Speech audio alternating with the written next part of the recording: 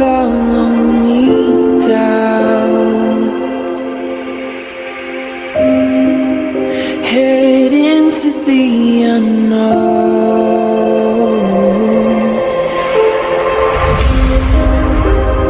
down the rabbit hole,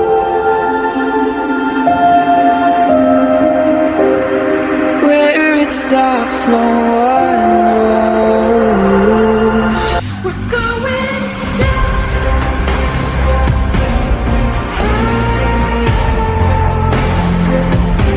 We're going down. We're going down.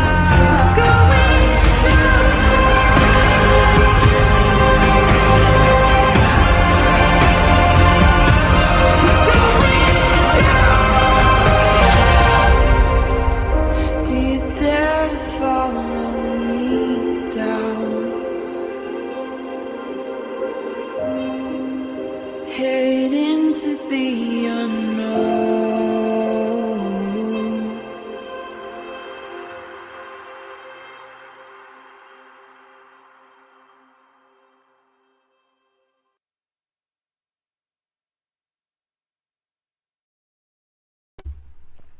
Good day, everybody. How is everybody doing today? It is Monday. Feels like a Monday, doesn't it? It is a gorgeous day here, though. I figured out I guess not yesterday, Ian took the boat out of storage, took the tarp off of it, and he parked it right there, right outside on the driveway. So even though it looks a little bit darker in here, it's because the boat is blocking the sun, but I can still see the blue sky. It's a gorgeous day. It's a gorgeous day. Blue Jay, good to see you. Hi, Shar. I'm guessing Malehya is pregnant with her fourth. No, I don't want to start any rumors like that. Absolutely not. Not that I know of. I haven't heard anything like that. Nothing of the sort. Yes, ma'am. Thanks for being here. Hey, Grey Wolf. Harley is right beside me. He's sleeping. He's been busy all day. Lynn, good to see you.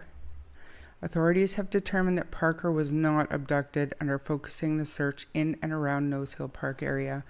We will watch the presser that was done a little while ago.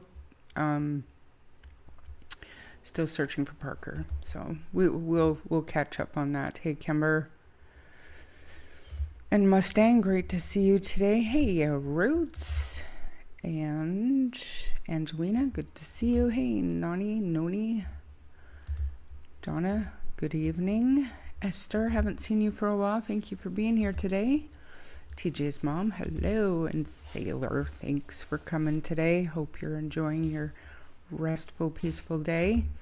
Kelly Thompson, thanks for joining today. Thank you for that, Deanna. That's very kind. I appreciate that.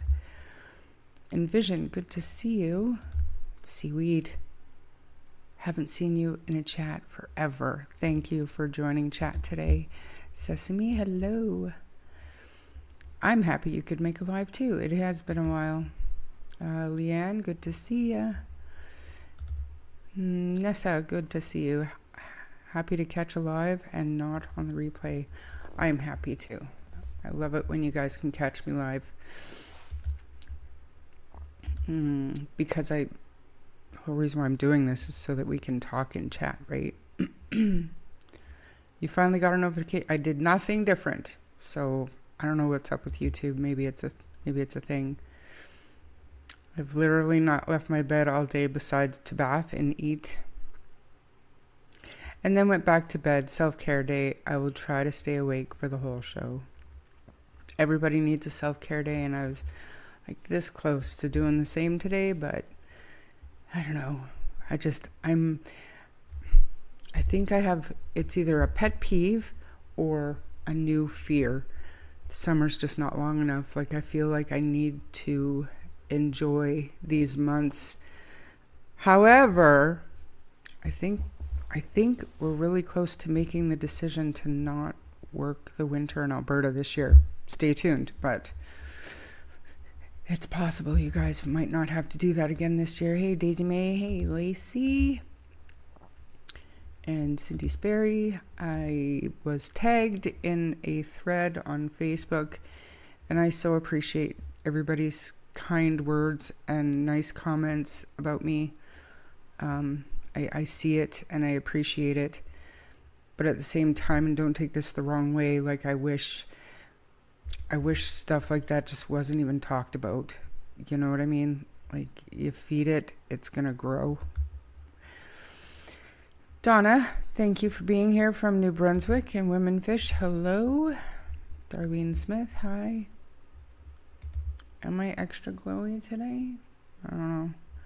Thank you for saying that, Sailor. You're very sweet. Michelle, good to see you. AJ, did you want to come up, Melissa? Didn't even think of it. I'm so sorry. Blueberry Pancake Island, hello. Haven't seen you here before. I'm sure you know the house rules. Seaweed, me too. Thanks for the advice. You always steer me in the right direction. Me too. Seaweed is a rock. You've been sick, Colleen? I'm glad you made it today. I hope you're feeling better. And Envision, good to see you. Hey, Hustler. Carla, good to see you. Did I say hello to you? I think I did, Angelina. Kaylee, not at the campground and finally here. Perfect. Perfect. Nana, hi. And Nessa, Ketchup Chips. Hey, Brian Sutherland. Early live, yeah. It's a little bit early for me too. I started at 1:30. I don't think I was late, which is bonus. Winning. I made lasagna today for supper, and it's so hot. That is a hot dish. Cold lasagna is not terrible. I don't hate cold lasagna either. I've been taking a break from chatting and just staying in the bushes. I get it. I do. Hey, Camille. Good to see you. I need about 39 self-care days. My anxiety has been through the roof. It must be something in the air, because same. This is the best true. Oh, that's very nice. Thank you. Well, Shar, you're going to have to pencil in a good old-fashioned self-care day in bed. Well, here's the thing. Ian's boat happens to have a bed. So if I can get him to go out on the lake, I can do that and be on the water. So that's what I'm pushing for. Gotta have goals. Am I right? Justine, good to see you. Esther, thank you. That's very nice of you. I appreciate that so much. Little black bear, you made alive. Last couple, you've made it to like the end when we're getting ready to say goodbye. So I'm glad to see you here. Hey, Matt is a catter. I hope you're feeling good. Thank you for joining. From deep in the woods via Starlink. Nice. Same. I have Starlink as well. Cool, Jay. But thanks for being here. Good to see you. Hey, Share Cares. It's so irrelevant. Honestly, people can be so petty. It's sad to see how much drama has flown around this case. And there's one part of it, and I don't watch it, and I don't know everything. Of course, I hear stuff, and I just want to. I did make the comment on the thing that I was posted in, and I don't know if Sunny's going to address it or not, but the amount of money that it was claimed that Sunny makes or made at any given time in her YouTube venture is out to lunch. That's not true at all. I'm nowhere near that amount, and Sunny has never been anywhere near that amount. And to put that out as fact is just, I don't get it. I don't. Not tonight, not feeling great. I hope that you start feeling better, Melissa. Who else? Raft of Bubba. Who's my Bubba? He's sleeping. He's so tired today. Hell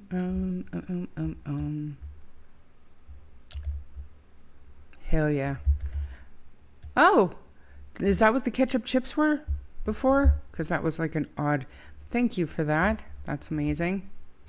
Thank you. I was going to make stuffed peppers, but I'm just not up to it. It's got to be something in the air. I hope you're feeling all right, Envision. Hope everything is going well. I do, and thank you for the welcome in. Who else? Monsters Chaos, good to see you. Lori McNetty. You don't join very often, but I enjoy when you're here. Thank you. I ordered the family lasagna and garlic bread with cheese and just waiting for it to arrive. Yummo. There we go. Gavel, gavel, gavel. I don't see the emojis, but I can see what I called them. So it's funny. Hilarious. I'm glad you're liking your new emoji, Sailor. So it'd be a waterbed on the boat. That's hilarious. Little black bear. You're funny. Does anyone know of Calgary getting hit with all these storms lately? Poor Parker. From my understanding, Daisy, and my parents are there, I think it's been more of a, maybe not full out heat wave, but they haven't had the strong storms that northern Alberta has been getting. Molly, good to see you. From New Brunswick. Have I seen you before?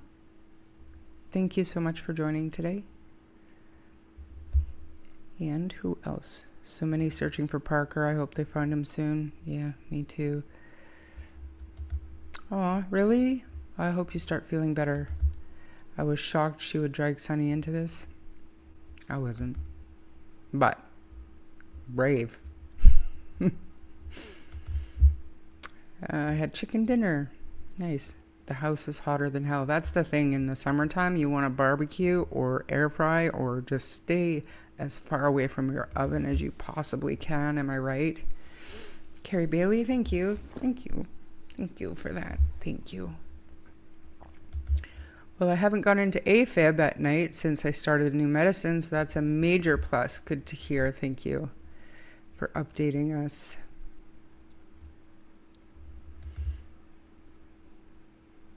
Your guess is as good, like, Sunny is honestly probably the last person I would want to piss off around here in this community. Just saying. I could care less how much anyone makes on YouTube. Everyone has the opportunity to start their channel. And here's the thing. I think I've explained this before as well. Because there were other comments about that other channel also earning money and maybe not working and blah, blah, blah. It doesn't matter. But the fact is, when Sunny started her YouTube channel, it was to talk about a specific case, and then Delphi happened. And she lost her job during the COVID, and she started earning money on YouTube in order to help her household. But she was putting the time and energy, the hours into doing her content where people were donating. So yes, it is the goal of most YouTube creators when they're in a situation like that to grow their channel, and it does become their income a lot of times. And if you've noticed, Sunny now works full time, so her coverage isn't every single day anymore because she's working. It's not that she doesn't want to cover the case. It's like it's not her full-time job anymore, but at some point it was, and it's nobody's business how much money she made. But I will stand by what I said, that I know for a fact Sunny has never earned that dollar amount ever on YouTube, ever. It's not true.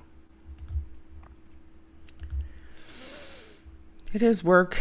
We need to stop shaming people for it, paid or not. Here's the bottom line. If you don't want to donate, don't donate. It's not, I don't know. I just want to leave it alone.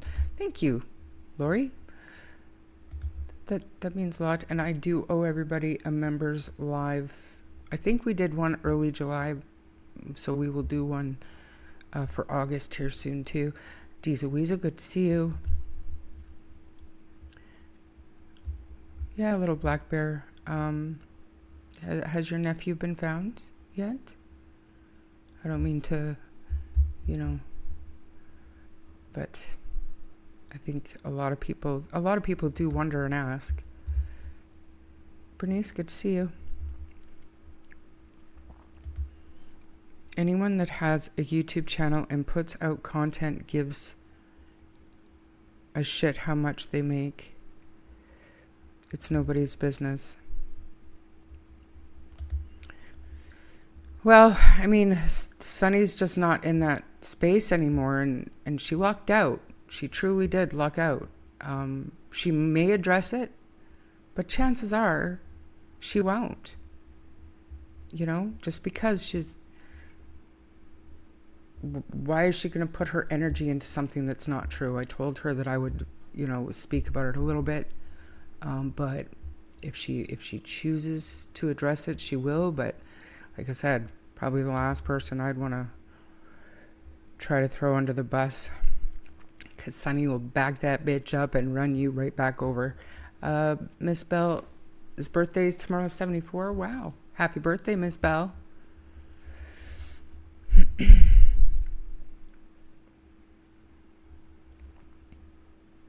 I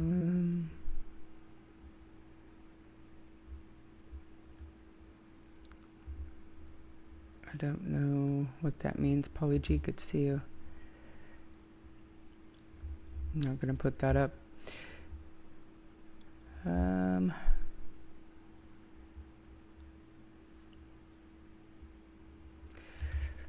Poor man's mindset to think like that. It is, and I think there are channels, and not covering the Jack and Lilly case, but once you get into the broader true crime community, there are channels out there who, like, I know for a fact there are channels out there that if people don't donate enough money during a live stream, they will stop live streaming. They will stop talking until they start getting donations again. Like, it does get crazy. It doesn't happen in this case, but there are these tragedy pimps out there, and this is not that. It's really not. I can't think of a single content creator who's covering Jack and Lily's case who doesn't at heart have the best intentions. And I'm not the morality police to say, whether what they're doing is right or wrong. Most of them is not right for me, but do you know what I mean? Like, it's not like if you go into the bigger true crime community, it happens. And it's not happening here. Dawn, good to see you. Hey. Mr. Hemi, thanks for being here. I was also wondering that, little black bear. Hope he is found. Did little black bear answer? We often watch other channels to hear what's going on, just to know what people are talking about. Hard to keep track of it all. It's even harder because the RCMP won't make a statement. Mainstream media hasn't released anything recently, right? So all we have to go on is the shit. Sure was.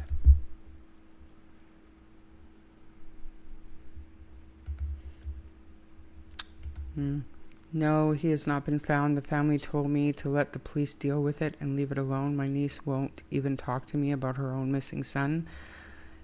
And the grandmother got nasty when I talked. Aw, that's too bad. You were just trying to help. But isn't that creator also making money? Yes. And I clearly remember her first donation, how giddy and how happy she was to get it. Of course, she has since removed all of that because she is better than everybody. She just thinks everybody forgets everything.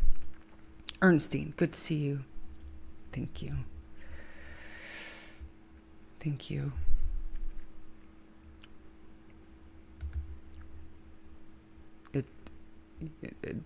Channels like that definitely have their place in this community. I couldn't agree more. Monsters of Chaos. Anyone in their right mind will know that. Thank you, Brian. I appreciate that. I do.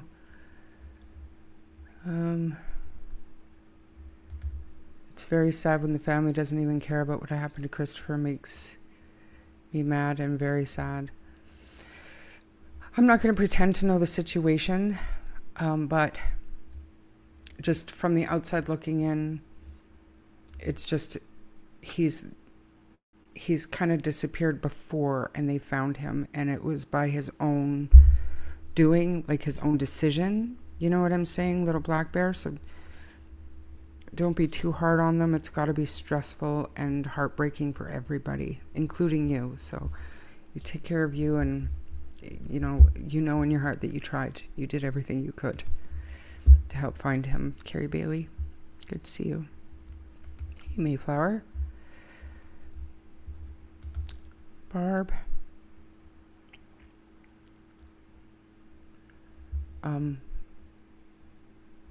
Shenanigans is entitled to her opinion and defend herself, my lord. Look at what all you YouTubers say about her. What do I say about her, Barb? I mean, you can either answer that honestly or go away. One of the two. Not interested. AB is a tragedy pimp, no question. Homeboy just makes shit up to create controversy. It's pathetic.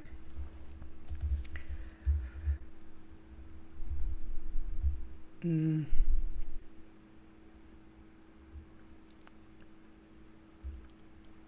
agree, it's no one's business how much money people make. Maybe people state how much others make to make others not like them. Just a chatter. I have no idea. I hope. When I saw, like, for example, Justin Clutch Some Pearls, he has a larger channel anyways. And like he gets a lot of views, but I know he puts a lot of hours into doing his live streaming, and he does a lot of research and he's gone out searching. He does everything he can for the missing cases that he covers. And he always had, a lot bigger views than I ever will.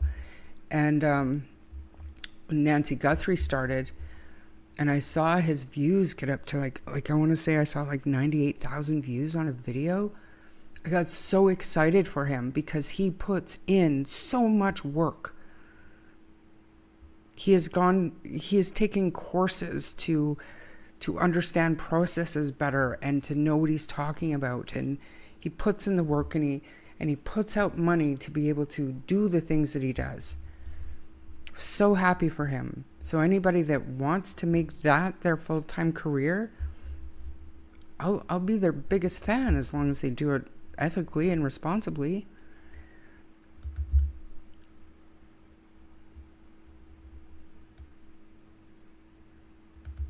I don't know about that, monsters. I mean, I don't pay attention to other chats.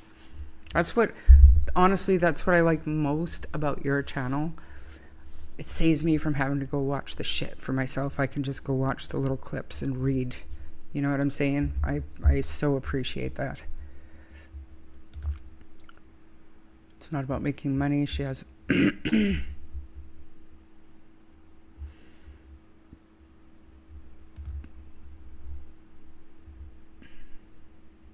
Who's Wolfie? Wolfie's not here. Oh, you think Monsters of Chaos is... No, it's not. I promise you, Cool J, it's not.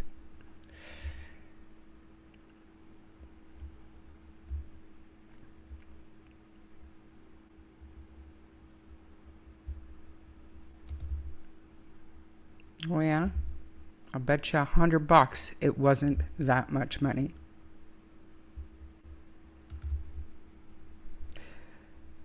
Just be you.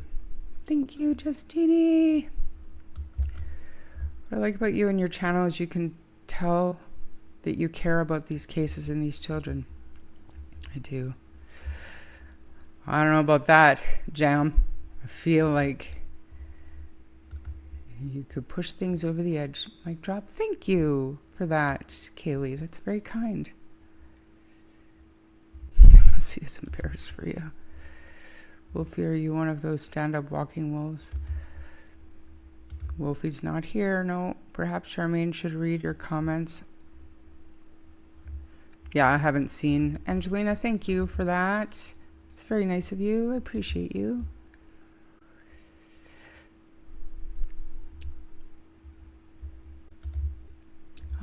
Justin is a very caring individual. It is evident by the way he conducts his channel, like I said, and the hours and the work that he puts in. I mean, I can't see myself ever being able to be so, not that I'm not dedicated, but you know, I've got so much other stuff that I wish I could.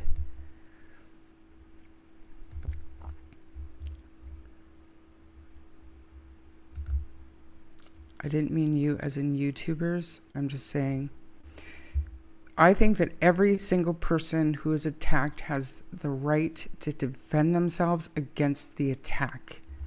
But there's a lot that happens that's unprovoked, that goes unanswered until, you know, she leaves people with no choice because she won't let up. So, and not just her. You know what I'm saying? There's many that, not unlike yourselves, that watch her, that come here to me or in a live chat, usually on the replay comments, because they don't want to discuss things like an adult, but they'll put nasty comments, which they're just words. AB didn't fall for teabag shenanigans. Of course, her ego can't take that, and she's going to talk crap about him. Nothing new or unexpected. She does it to everyone. It's funny, if we commented at tea time, we would be blocked, but they come here and no, they won't. Can we not talk about them anymore? Please? Please, please? Thank you, Earth Strength. Towards her. I have to do a lot more than that. I would, you know how many live streams I think I would have to do to hit $3,500? And I'm pretty sure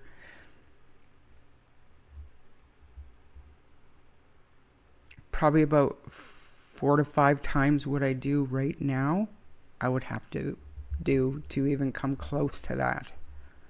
So, and that's not anything that Sunny has ever done, or myself. I think she's done, obviously she's done like super long live streams, yes.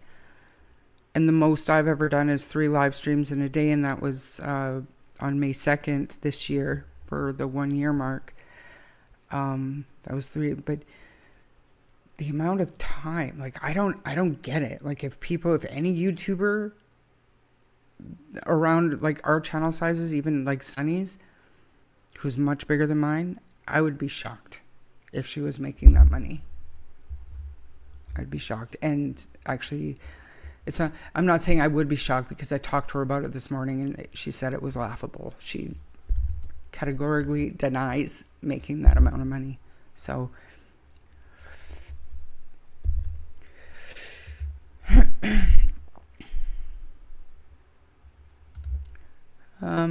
while Shan throws out these fake accusations against Sunny for making some money, Shan won't disclose receipts for any money she claimed to gave to charity. Oh, wow. Wow. I don't really, I wanted to address the Sunny bit just in case Sunny doesn't. For anybody that cares, you never know, because you guys are so polite. Most people would never ask or bring it up, but that's just a bold-faced lie about a friend, and so I wanted to address it. Donna, thank you very much for the sparkles. Belinda Believes, thanks for being here. I almost missed you. Crime Science Stories, good to see you.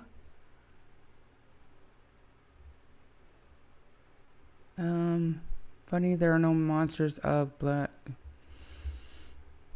I'm not encouraging that, but it surprises me as well. Let's stop talking about them. Their names make me plant eyes. All right. That was a very long day for us. And by the end of it, the second one, I had Daniel on. And then to go on with Melissa and Sunny after that it was whirlwind. My head was spinning that day. Yeah. So, guys, the reason, Lori McNutty, thank you. That's so very kind of you. Wow. Thank you so much. Okay.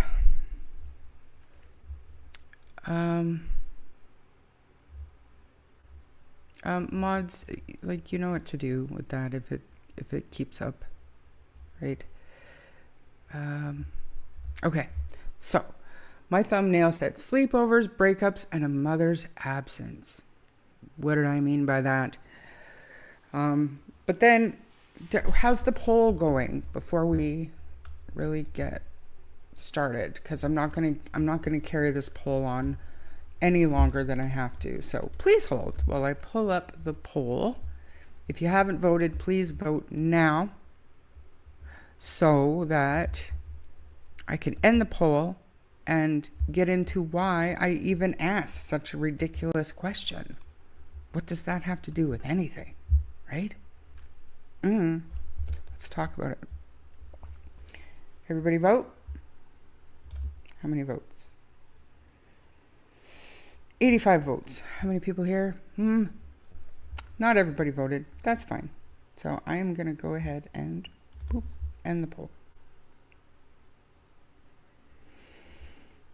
So have you had a partner who was wrongfully convinced that you were cheating on them? 42% of you said no, never happened. 36% of you said yes, but I never did. 18% said yes, they were cheating on me though.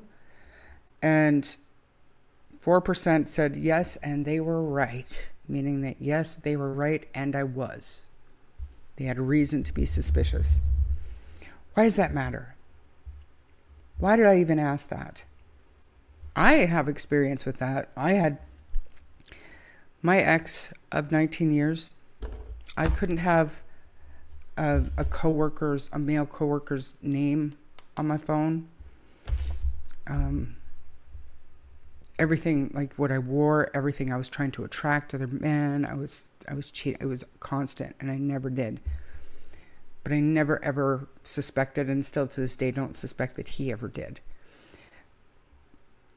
But we have heard over and over and over again rumors, because of course we don't hear from Malehya, but rumors that Malehya was really worried that Daniel was cheating on her. Right? Everything, like, so worried about it. But then we've also heard that Daniel was controlling in return. So who knows what's true and what's not. But the whole reason why I wanted to ask that question was to point out before, because if I heard this, it's not far off getting in groups and getting spread around, and there's going to be hate coming out about it. There's going to be deflection coming out about it. So let's just hit it straight on, right? And just before I say it, I will say that my source, I'm not going to show the screenshot just yet, but my source is, we'll just call it as close to firsthand information as we're going to get in this situation. So apparently and allegedly, Malehya cheated on her boyfriend, and that relationship is over. Now, does that mean it happened? No. That is what one side is claiming. We haven't heard from the other side. But like I said, how many of us had a partner who was convinced you were cheating on them and you weren't? So that could be very well what's going on. But I want to more talk about the psychology behind that. Because I worry that after all this time, Malehya still isn't healing. If she's not she's in therapy. We know this. What is going on? And the circumstances around it are not just some. I wonder, like, is she going to claim abuse with this one too, or you know what I'm saying? Like, what's happening? So that is literally troubling to me, because I want to talk about the psychological aspect to something like that. Not even if we take Malehya out of the equation in this situation. If you have a woman who is abused and then she jumps into another relationship and that ends fairly quickly, and then another one right away, and then claims that she was abused, and then, you know, a lot of tragedy happens and she has another boyfriend right away, and then she gets out of that one, and then another one, and she gets out of that one, and another one, she gets out of that one. This is the definition of a pattern, and a self-destructive pattern. And I just really hope that she has support around her that is trying to help her, stop her from making these life-altering mistakes. Oh, Julie, thank you. That's extraordinarily kind of you. Thank you so much. 1,000 jewels. Neato, baby monkey, good to see you. My husband was that way. I couldn't look at another man, or I was effing him. I got to the point where I wouldn't look at another man, and my boss's name in my phone had to be Darth Vader. I'm not kidding. It would start an argument every time if my boss texted me or called me. Fight. Ridiculous. And I never did. At some point, you know, after 15, 16 years of it, I started wanting to, but I would never. I heard someone text Malehya telling her he was cheating. I heard that too. I heard that happened in the ambulance. But I want to know where that came from, because Malehya hasn't said it. You know what I'm saying? Insecure as a woman. No morals. What about the self-esteem? The self-respect? And obviously, the people that she's surrounding herself with are not helping. Bad habits die hard. And hard to break that cycle when you've lived it so long, even if you're working to break it. So, I mean, I heard this guy, like, gave up drinking and really cleaned up his act for her. And, you know, they did an entire live stream dedicated to this wonderful new man that made her breakfast in bed. It's strange behavior. Her boyfriend is quite upset over the breakup.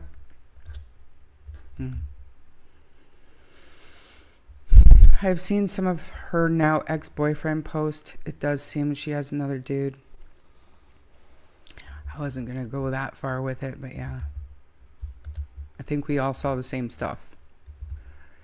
I think she has too much support allowing her to act like this, or just looking the other way. You know? The time and energy spent on nurturing a new relationship would be better spent being a voice for your missing children. Not literal, but posting on your social media, you know. Don't make every single public post about you, pictures about you, publicity stunts.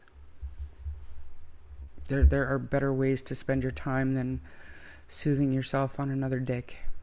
I said it.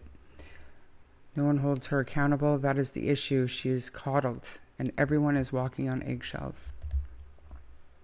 Instead of moving on with her life, it just absolutely makes no sense. I know Jack and Lilly's been gone for just over a year. She shouldn't be in another relationship. Is this 4 since?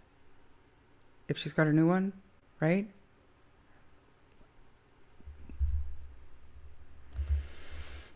I can't wait to see the retaliation for this attack. This is not an attack. This is concern. do better for your friend, honestly. Could Malehya had something with Justin, both silent? Just a thought. I mean, I wouldn't know. I don't know. I don't think so.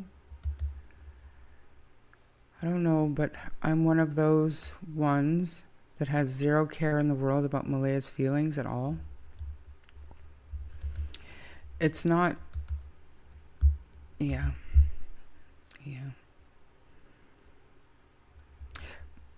But if you're thinking of the bigger picture and windshield, you're looking to the future. What if she gets custody of the baby back? Is not drinking enough to be a good, responsible mom, role model for a little girl?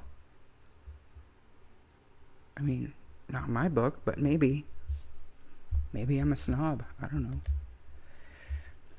I think that any mother with 2 missing children would not have time to concentrate on a relationship. Maybe if she can clean with what really happened, came clean with what really happened, she could start to heal, in your opinion. Apparently got another woman pregnant. Who? Oh, Justin? I didn't hear that. I know his wife was pregnant. That's crazy, being with someone that jealous would get old fast. However, I used to think my ex was always cheating, and he was. That happens too. It absolutely happens. If only she spent the time looking for her kids or doing something worthwhile instead of chasing D. And I mean, I have a suspicion that she doesn't need to chase it. It just kind of lands in her lap. It happens. But especially if she's not drinking. You know, especially if these are sober-minded, rational decisions she's making. That is worrisome. I don't care who you are. I was accused of cheating all the time because he was cheating, and I just stayed with my kids while he cheated on me for 15 years. Deplorable. She could be deeply insecure. However, she could be a raging narcissist focused on herself and what makes her happy. Could be either one. Could be in the middle somewhere, but could be absolutely either one. I don't think Malehya is healthy enough to be in a relationship, and it seems like she can't give herself time to heal. She needs to know that she can fly solo and only rely on herself for her happiness. Absolutely. Best advice ever is once you're happy with yourself, then you can start making other people happy. If you give a shit about that. You know, if you're just looking for a free ride or the next good time, then no amount of reasoning with somebody or giving them advice is going to do any work. It's not going to do any good whatsoever. It's going to in one ear and out the other. But that's just my opinion.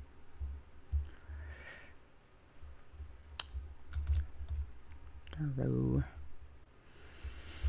Bev, good to see you. Hey, Carla.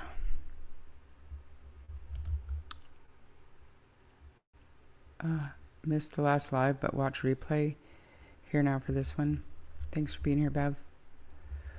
Would you want to start a relationship with a woman who could be a possible suspect? Nope. But I mean, you have to believe that they don't believe that she had anything to do with it. You know what I mean? Am I preaching? I hope not. Like, I can't wait to see what they have to say. But I'm here because I care.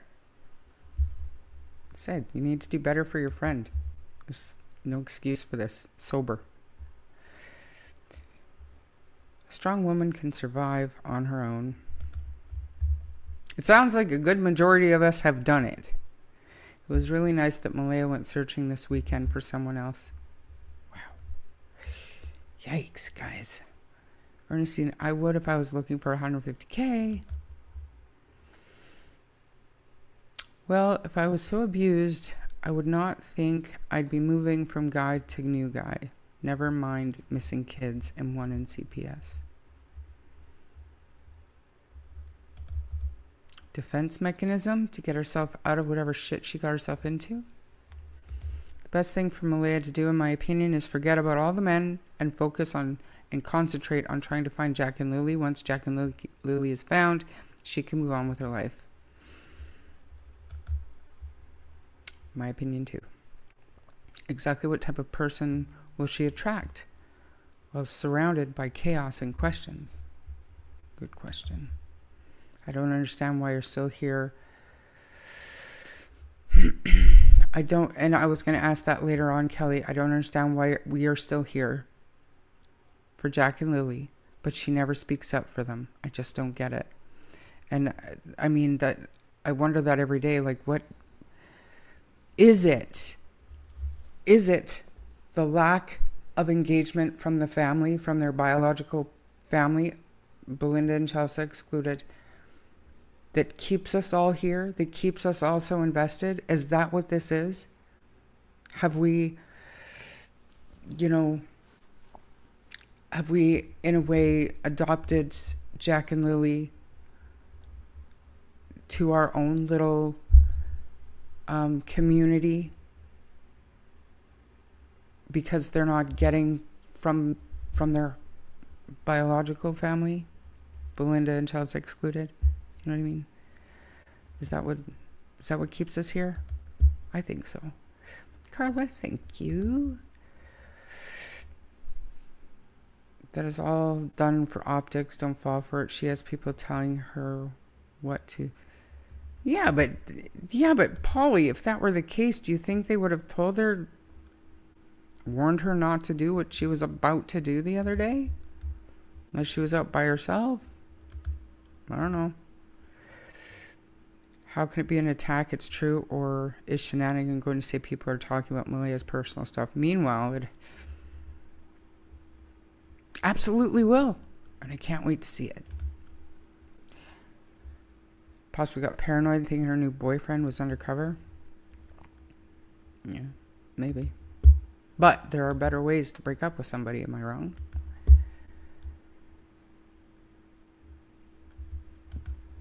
Everything, it is one side's perspective, Cool J. And if you haven't seen it, that's on you. But I wouldn't have brought it up if I didn't believe the source. But it is the source's side of the situation. So, it's not gossip. It's how perceived what they just went through. Sitting with guilt is unbearable for some. Some women are addicted to attention. Yeah. Thank you, Blue Jay. That's very kind of you. I appreciate you. If they return the baby, we should all be outraged. Follow the pattern. Her mother also didn't care for her own children. Small difference there, Polly. Cindy's children were with her mother. Malehya's 3 children. This is not that. Lori Green, thanks for being here.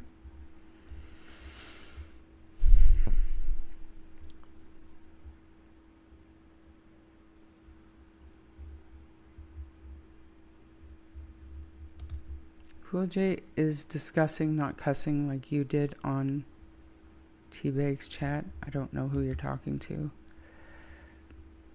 Usually, if you get blamed for cheating and you're not, then the spouse is, usually. My ex wasn't. Like, I know he wasn't. He just wasn't like that. He was just so friggin' insecure and so aggressive, and he was an asshole. Probably still is. Self-esteem and self-respect need to be nurtured within, yeah. And you need a lot of intense therapy if you're not raised to have that instilled in you, you know? Like, yeah, I mean, maybe foolish of me, but I raised my kids to, you know, they were perfect to me. And they didn't need anyone to feel good about themselves. They didn't need anybody to tell them how beautiful they are or were when they were teenagers. It's just the way they're brought up. And of course, everybody trips and falls down sometimes, but if they have that self-confidence that they're instilled with as they're growing up, then they can get back up themselves. But if they're not, if they never have that, I couldn't imagine being a grown-ass woman trying to convince your brain that you're worth more than what you're doing to yourself.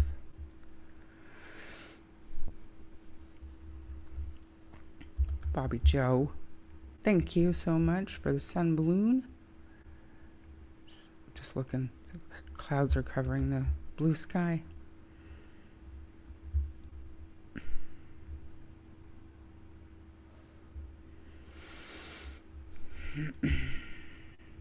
Crime Sign Stories, thank you for the gold coin. That's very polite, very nice of you. I appreciate you. Explain the apology. Explain how. I don't know what you're talking about. But like I said, the only reason I was comfortable even bringing it up is because it is one side of the situation. And I also brought up both sides. And I'm not attacking anybody. I'm more concerned for the mental health of this woman. Obviously, clearly not getting the support that she needs by the people who are around her at this point in time. Breaking Beats, been a while. Nifty, so how many boyfriends is this now since she left the property? Disgusting. Like, if it's true that she has a new one right now? Since leaving the property, is one. It's either 3 or 4. For sure 3, maybe 4.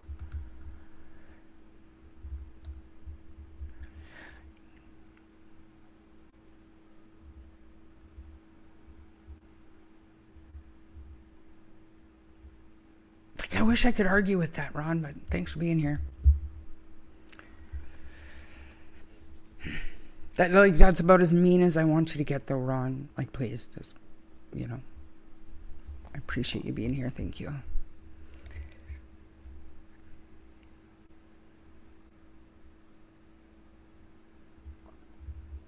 I'm not putting that up. I can't see her getting baby back in her care until this case is settled. That would be a big mistake on the side of CPS. And they're not so popular now since Jack and Lilly went missing. Daniel had said, and I think it was on my live stream, not 100% sure, but I'm pretty sure. But he said that the first caseworkers that they had, it was from a different county. Harley's dreaming. He's kicking the wall. You all right, little buddy? Okay, so first caseworkers, he said, messed up big time. This is Daniel's take on it. He said the new Indian Brook, I want to say, CPS, those caseworkers, he said they're doing a phenomenal job. And that's literally his take on it.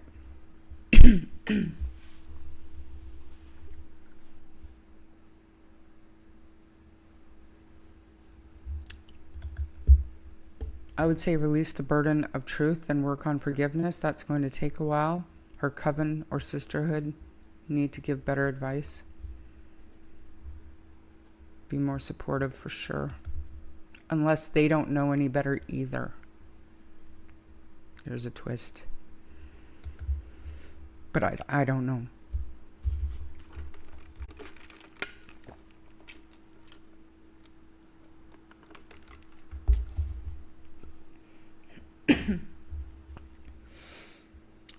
The only place she needs to speak is in a meeting with the RCMP.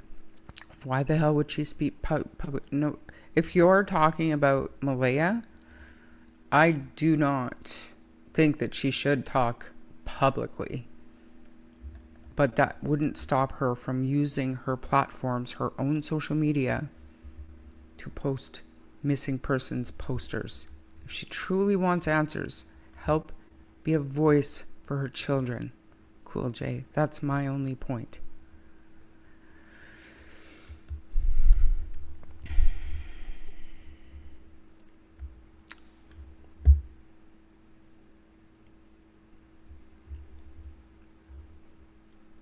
This is just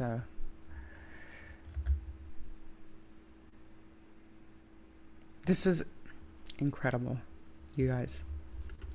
One, not even rumor, one update and this chat, and I'm just observing, has turned into just like the other chats that we complain about here all the time. Like, just give me a second.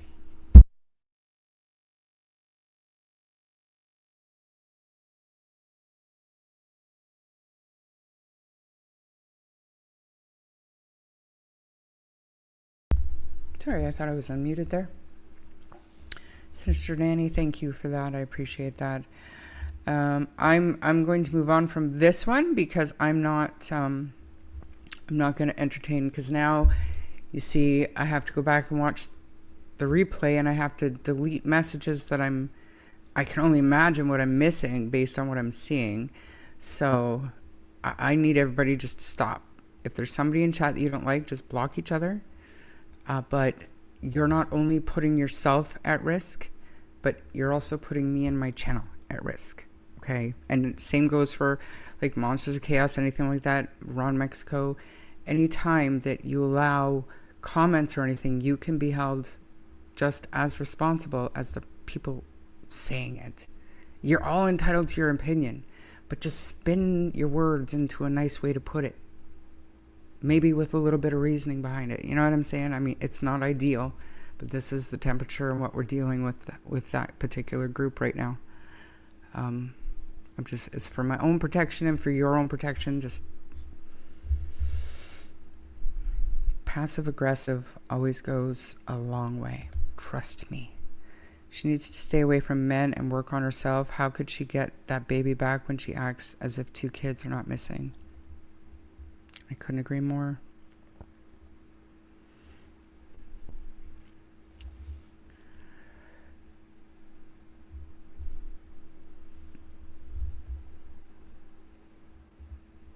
The people listened to is what the individual said on the property, and the police, everyone else is irrelevant until anything can be proven. If Malehya doesn't want to talk, who cares? A lot of people, Lori. From day one, not anymore. I don't understand why people wouldn't care, why people would still be, looking for Malehya's words. You know what I mean? Too little, too late, even if it did start. But from day one, how does a mom leave and never look back for 11 months? I mean, that is troublesome, and it matters, and I think it is relevant.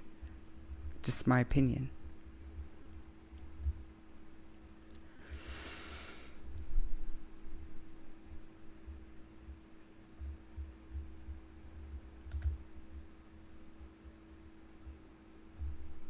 I'd bet Shannon and Damien were working with the police before who? Baby monkey.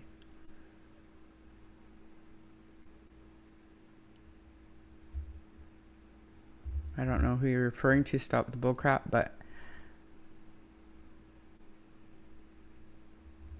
I mean, I shouldn't say, but prove it. Whatever. As if.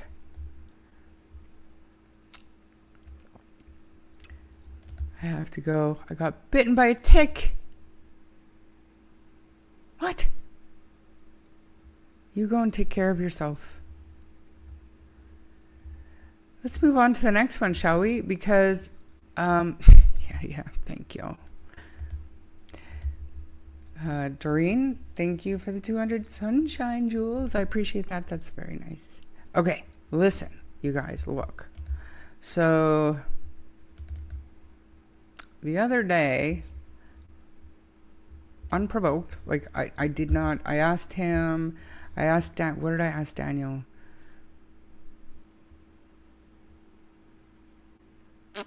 Can't remember. I asked him a question like a week ago. And then after my live stream, he messaged me, had a relatively short conversation.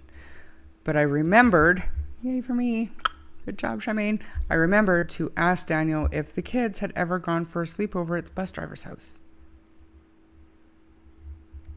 And I know that Shenanigans says that Shenanigans asked Malehya, and that Shenanigans says that Malehya said, no, that's not true. I get that. But again, means nothing to me. Unless we hear it from the horse's mouth, so to speak. But we're not going to get that. So what we do have is, for everyone's opinion, probably just as credible a source, Daniel, saying that Paul Ward now lives in Alberta, which I knew that. I told you guys that. Like, Malehya sent the kids to sleep over with Brian Ward and Paul was there. Stupid. And then Janie, his mom, told me she hasn't seen him around in years. No, LOL. I know it's bullshit. Not once. Came from Anita recently. And then those pics of the cops on the road they are showing is from the guy who got charged during the fire ban last year. Everything Anita says is false claims. I have a text from investigators saying, Daniel, we are aware of all of Anita's false claims. She don't even talk to them. The Tim Horton story, go wait at Tim's for investigators, never happened. It's all lies. I asked John, and he's like, what are you talking about? What do you think of that? Like honestly, considering what we're talking about here, we're talking about information that came from Anita, who does have connections to Cindy, potentially Malehya, who does share truth in some of what she says. But now, all of this time later, she's coming out with this stuff. And I mean, before with the Tim Horton story, whatever. Allegedly, I mean, it looks like Daniel's been watching it all and at the time running it by investigators who were claiming they didn't know. Now, do I think investigators would tell Daniel if it was relevant or not? No. But it's interesting nonetheless. Do you think? Or no? Waste of time? Countryside, thanks for being here. Hope you're doing okay. Trying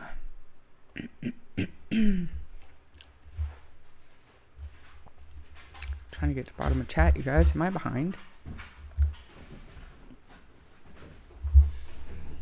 Ooh, Harley's grunting.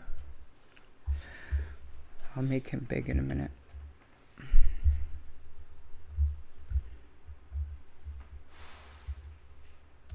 Well, you don't have to leave. Just gotta be nice, that's all.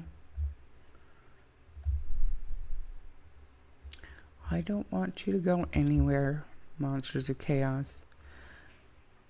Brookie Cookie Butterfly, good to see you. Thanks for joining today.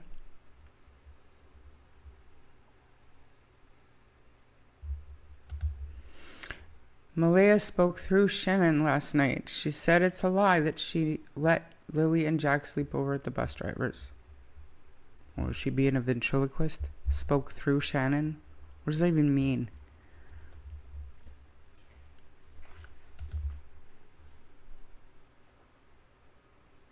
Only Malehya can answer that. Talking point, Lori. Otherwise, there's nothing to talk about. So you either talk about the drama and the bullshit and the rumors, or you talk about something that just happened that feeds into what is going on with Malehya, Jack and Lily's mother.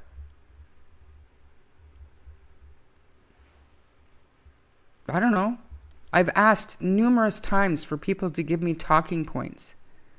I'm trying not to make it about drama, but Malehya's mental health, to me, directly connects to what could have happened to Jack and Lily, and it matters, especially if there's nobody supporting her out there. Just my opinion, but honestly.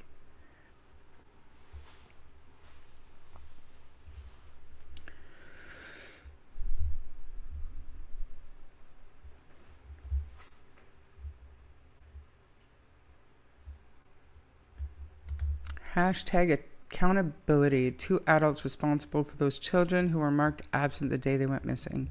Yep. 100%.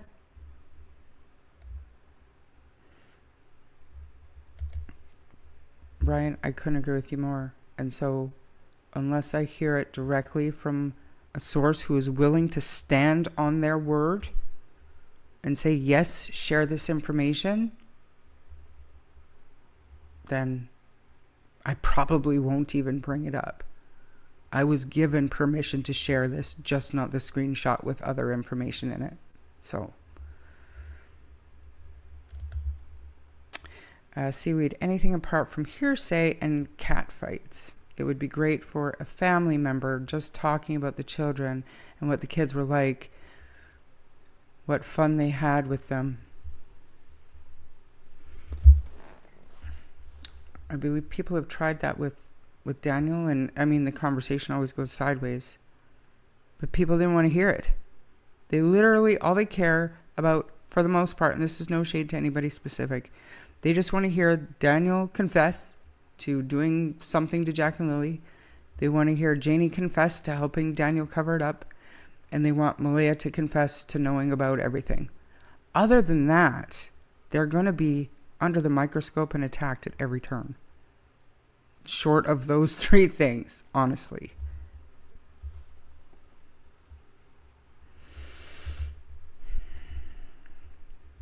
I don't understand why they haven't. It's my opinion. My visit with Sunny and her husband went really well. I thoroughly enjoyed having them here. Husband is delightful. I loved his accent, and just very, very nice people, sweet people. Oh, I'm not at all surprised. Hey, Sunny. My chat has gone sideways, Sunny. Do you want to come up? Are you working? Just got home. Are you doing a live tonight? You should do a live tonight. Countess, thank you for that. That means a lot to me.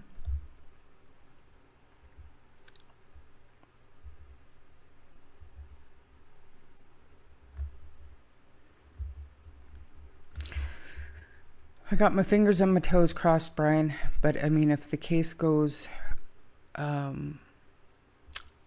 unsolved, obviously, this is just going to continue. We're either going to stop altogether, or this shit is just going to continue.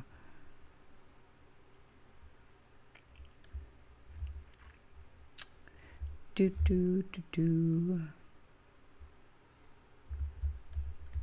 Jack and Lily's case, nothing.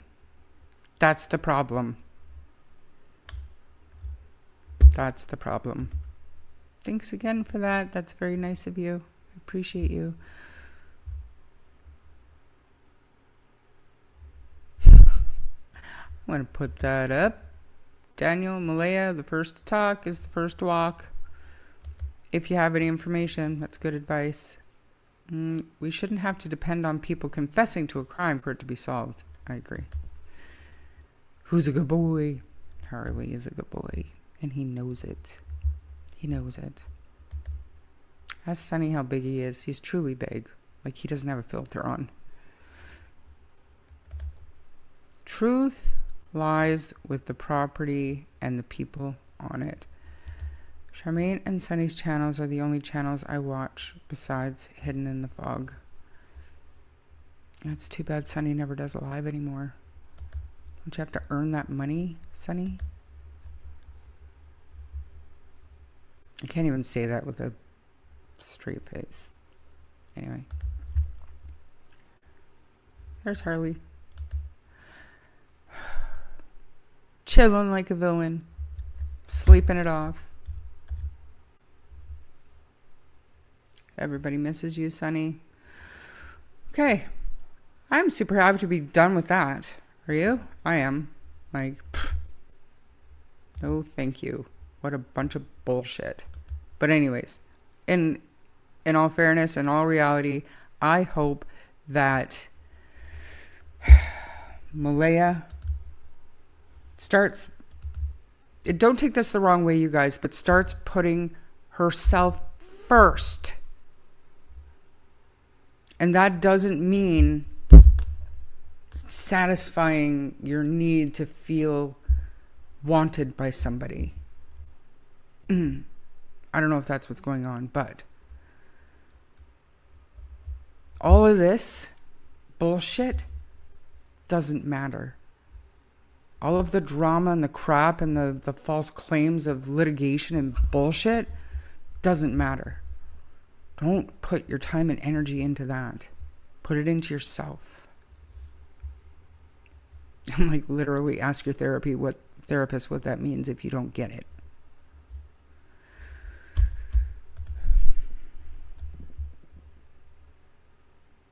Sunny never does a live anymore. According to the teabagger, she only talks about it for the money.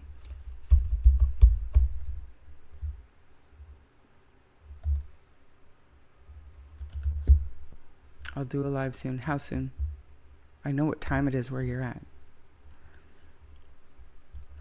Truth lies in the property. It has to. Tell me where did they go then? If not, where did they go? What happened? As if. I'm going to pull up YouTube right now because Mike MX, I didn't get a chance to watch it, so we're going to watch it together, but Mike MX, he made, where is he? He made a new video the other day, and I always know when Belinda shares a Mike MX video, it's got good points in it. So I do want to watch it with you guys. Like I said, I saw the share. I haven't had time to watch it, so we're gonna watch it together.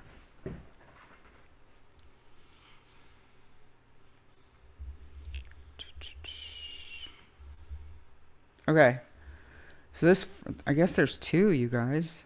The Realm of the Deer and Jack and Lilly. Come on. Interesting. So 6 days ago, this is the one that I'm talking about. So let me share my stuff. I don't share my sound because I play my sound through my microphone, you guys, now. So you guys don't have this horrific echo. Seems to be working better. But then that just means that I have to make sure Harley stays quiet and I stay quiet. All that nice stuff. Let me just bring my speaker over here before I hit play of any sort. Please let me know right away if there's any issues with the sound, but there shouldn't be. I'm going to make it big. I'm going to turn my camera off just in case. And I'm going to get rid of this because I don't do that quite often. Thank you very much. I don't know why, but thank you. I know I'm going to get a lot of backlash for this, but I mean, for the lurkers watching and reporting back, if you're not here yourself, like it means nothing to me. It's just going on the list of shit. That's all it's doing. So have a party. At least you have new content, I guess. You're welcome. You're welcome for that.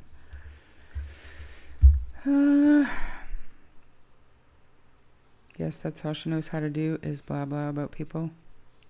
Marie Antoinette, thanks for being here. I just seen you. Okay, you guys, I'm going to play this one first. Where's my mouse? This one first, and then we'll talk, and then we'll play this one. Sound good? Perfect. Let's go. Back on the upper slopes of Lugalaw Mountain and thinking about Jack and Lilly's case while searching for missing man Marcin Michalak, missing in 2016, and still searching steep ground and dangerous areas where a person could get into difficulty. Catch up with Jack and Lilly Friday, 2nd of May 2025. Shortly before 10 a.m, Daniel tells us this happened. I was screaming for Lily and Jack, and all the way up when I was running up to the cabins. And my mother heard me, so she came out and said, what's going on? And I said, Lily and Jack are missing. That was said early on by Daniel, and his mother never backed that up. because it doesn't suit her narrative. Anyway, we'll continue on up for when Malehya made her 911 call.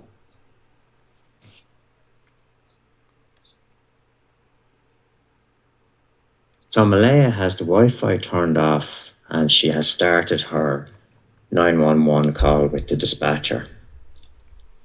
And that goes on for a time. And she's in the trailer. And she makes her way outside again, where she meets Janie.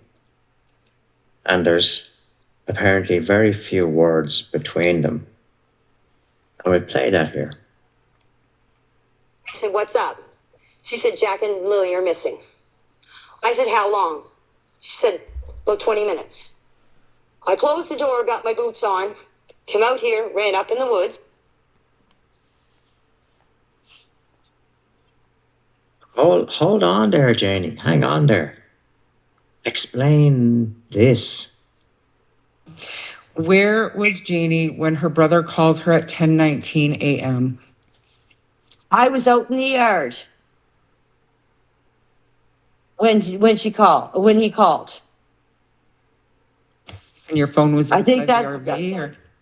No, I was out with Malehya and Meadow. Oh, okay. How did you take a call that lasted over a minute while putting on your coats and your boots? And why didn't you mention it on the CBC interview or any interview before you answered that question on Charmaine's? It just doesn't make sense. Same spot. I went back into the house by the time the cops were here. I don't know exactly what time. I didn't take my phone. The cops were here. We've had nearly 15 months of false narratives, making up stories and excuses and pitiful attempts at a cover-up. It's pathetic, really. Just lost for words as to how this can happen this way. Like, Jack and Lilly deserve justice for whatever happened to them, the fundamental wrong that happened to them. They shouldn't be where they are.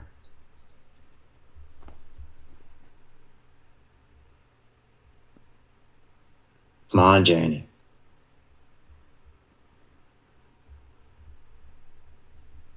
Leave it there for Jack and Lilly. Wow. He always makes such interesting points. So my camera's off. Just a minute.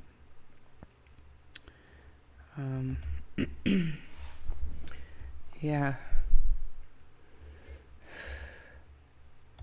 It's a good point. I wonder if Janie is watching. If you are Janie and you have an answer for that, shoot me a message. I'm all ears and I'm still willing to put out your information. I'm not going to go chasing it though. Apparently there's a secret Western cabal with ties to Alberta. I thought that was just rehab. I heard that I was in rehab with all the people out west, and that's how we all met. I'm not sure when, but that's the story. I don't even know where they come up with it, to be honest with you. I really don't. And then another thing, like I was, let me just do this for a second. I was invited. If the video is choppy for anybody, I apologize. It's got to be my internet. I'm so sorry. But I was invited to go up on the panel on Hidden in the Fog last night. Belinda was up there and they were talking about the dog. the barking dog, and Belinda thinks that it's a bigger dog. It wasn't Tucker. And so, and I mean, I wasn't there, so I don't know, but Belinda swears that she saw a bigger dog than that. And I mean, maybe. But my question was, and my point was, I was wondering, so is this the same day, because I believe it was Saturday, that when Belinda arrived, Janie was having some kind of a discussion and or disagreement with an RCMP officer about gaining access to the RV for whatever reason. And I'd have to go back and listen to see what Janie had said about that, but that wasn't my point. My point was, if there was a different dog in there that wasn't Tucker, the RCMP will know. They know what dog was there, absolutely. But not only that, they would be fully aware of the dog controversy online. Because even if they're not paying attention now, they were paying attention then to everything that was going on. So they're aware.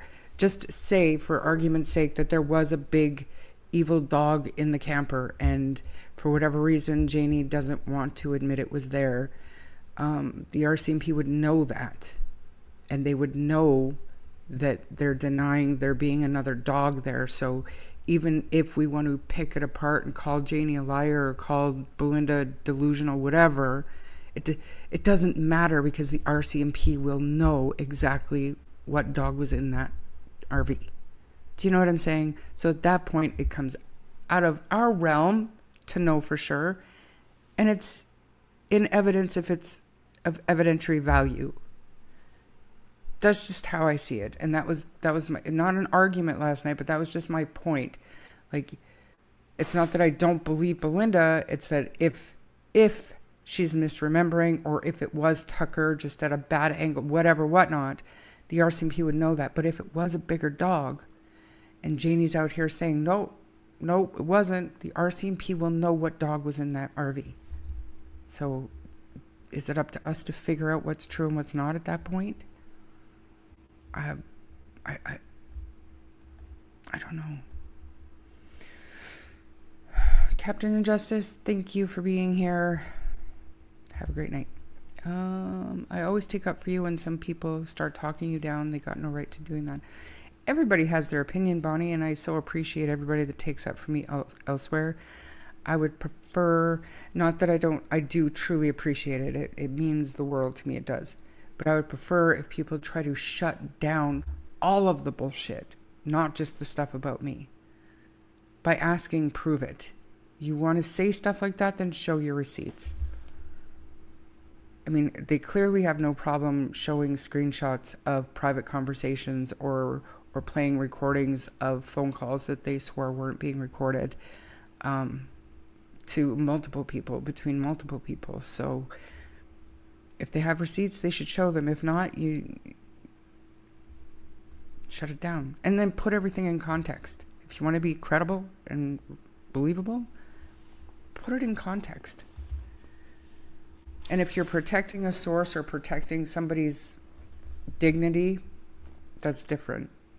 But they've clearly got absolutely no regard for anybody else's self-respect, the way they do things. So I call bullshit if they claim that. Why is Janie's phone working from outside with her brother, but Malehya can't call 911?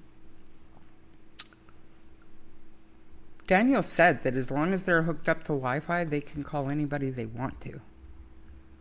So, I don't know. How come no one has ever mentioned Malehya screaming for the kids? Because allegedly she wasn't. I've never heard Malehya say that she was, or anybody else saying that she was, but everybody else says that she wasn't. Justice for Lily, little Lily and Jack. I hope the police find out what's going on before this case goes cold. Do we have any reason to believe at this point that it's not? Bonnie? When does a case go cold? When tips stop coming in?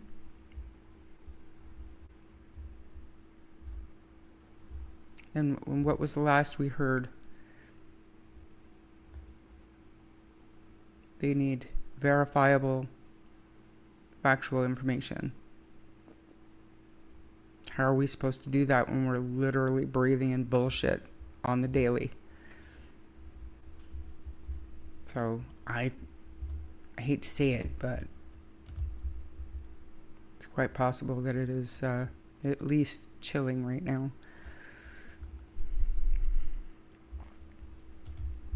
Janie used Facebook Messenger to call Ron.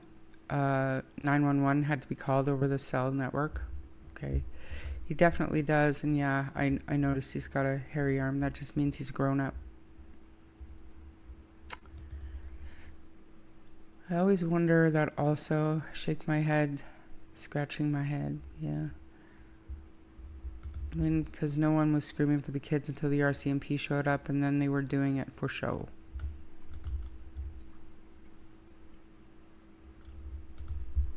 It's a fair question, cool.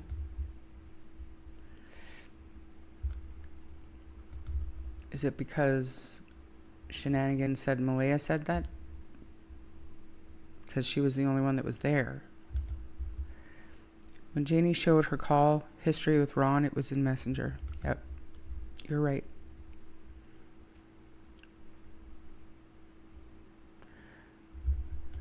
You heard that too? Glad we received the help you all needed?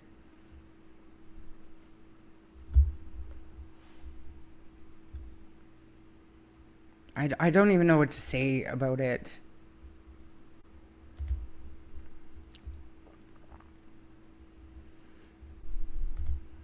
Jeannie said, no, sir, you're not going in there. And apparently Belinda was saying something I didn't hear 100%, but she said something about Janie not wanting them to go in her back cupboard or something as well. Like that was a thing. It was her personal private property. As far as I know, Belinda says she heard a large dog but didn't see it. Well, last night she was explaining it, and I think she's explained it the same way to me before, but that she was standing like right beside the window of the RV, and when she turned her head, the dog's head was like right at the window, and if it wasn't for that barrier, the dog could have taken her face off because it was barking incessantly. So she stepped away from the RV at that point. And that's kind of ingrained in her that it wasn't Tucker. Like, it couldn't have been Tucker. But like I said, at this point, it doesn't matter. It matters because then there would be a lie, but the RCMP would be fully aware of that lie, if that makes sense. That's just how my brain works with this shit.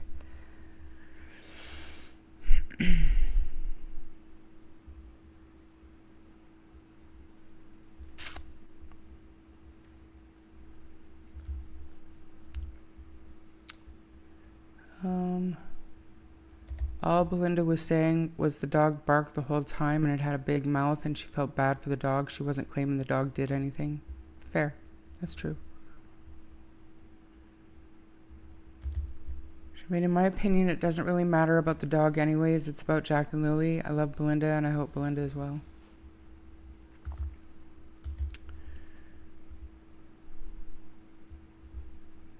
Janie removed the dog when the RCMP weren't there, I think.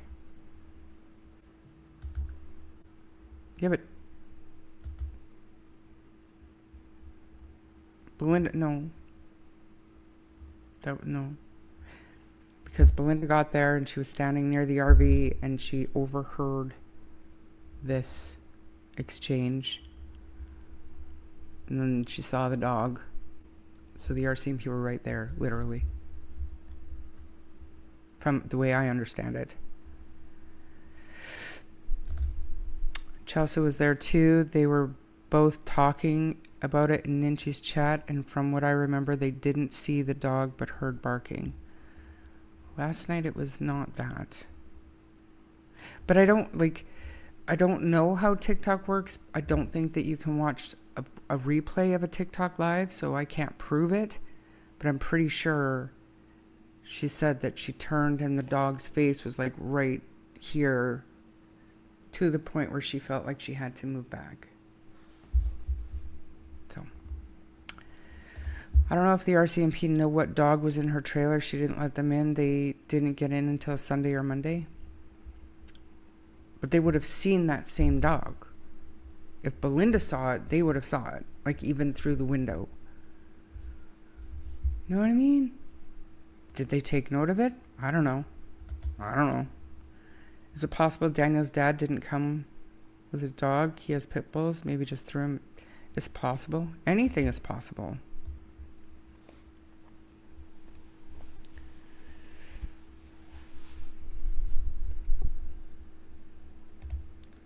Originally, that is what Belinda was saying. She didn't see it, just heard it. Then she came out months later saying that she's seen the dog.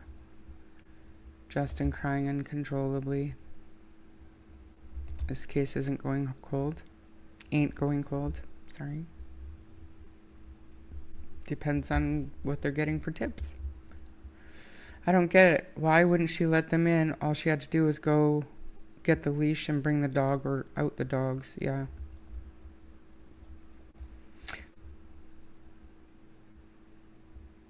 Yeah, and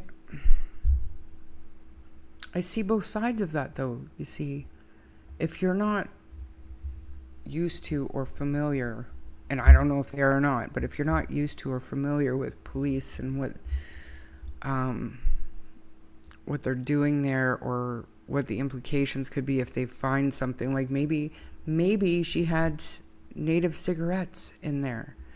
Maybe she had something she did not want the RCMP to see that's not related. And she just assumes, like, if a cop sees an illegal pack of cigarettes, she's going to be arrested. Or, you know what I mean? Like, there's so many things that could be. I don't know. I'm making excuses. I apologize.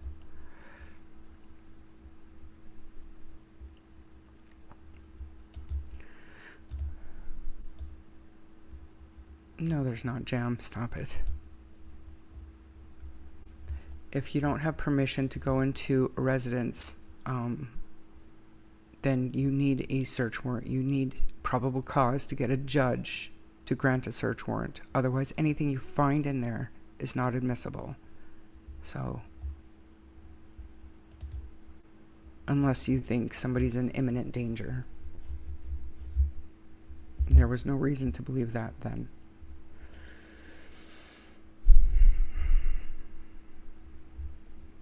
Christina Alaska, good to see you.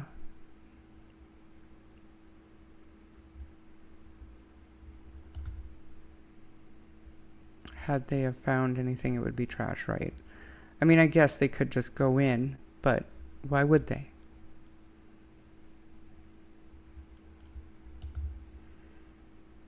That's true, the police were there on Saturday.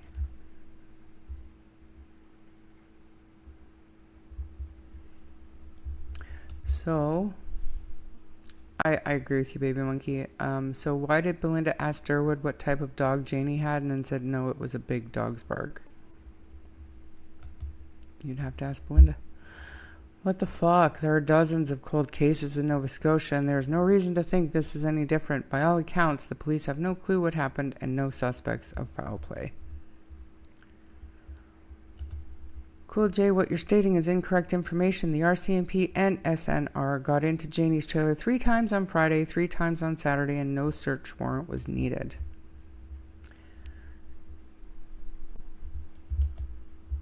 I was crying too on the whole way home from Dartmouth, and I don't even know Jack and Lilly. I'm in ground search and rescue. Maybe Justin has a softer, kinder heart than the rest of the family. I didn't find it unusual. I don't know why that happened. I just jumped to the bottom of chat.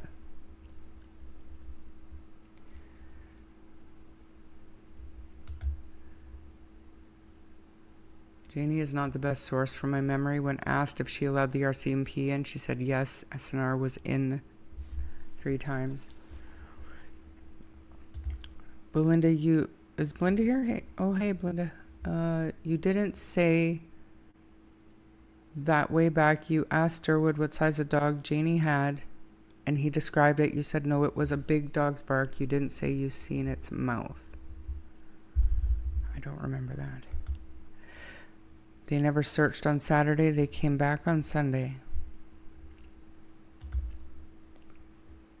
You think she would be more than happy to let them in to find Jack, or at least to move past the RV. I agree. Good to see you, Marilyn. Bonnie, I agree. Malehya or Cheryl could have cleared up the dog shit long ago. They don't want to. Ron Mexico, embarrassment doesn't matter. It's 2 babies missing.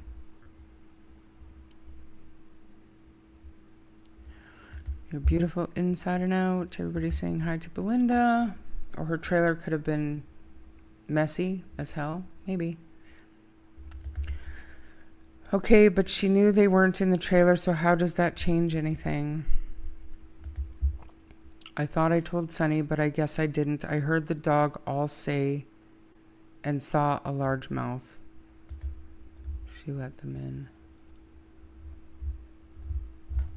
Oh, guys, I'm at the bottom of chat. Woo. Hello, Belinda Gray. It's very nice to see you. Hope you're doing well. Thanks, Belinda, for clarifying that fact. Tucker has always been promoted as such a friendly dog, so something definitely doesn't add up.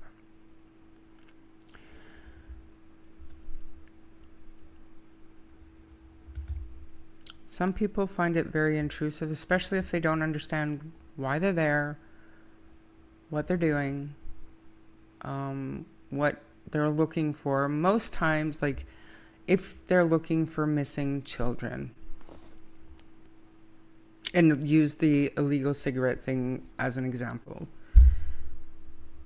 If they're looking for missing children and they find a carton of native cigarettes in there, they're not going to take their time to write Janie a fine, if that makes sense. They're there for another purpose. It definitely could open up to a fine after the fact, but you are an hour and 37 minutes late, Christina.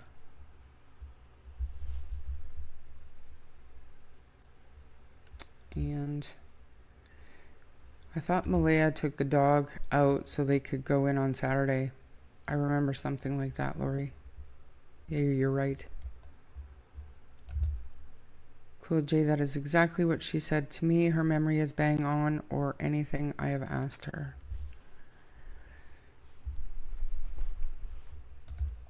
Belinda, my last word.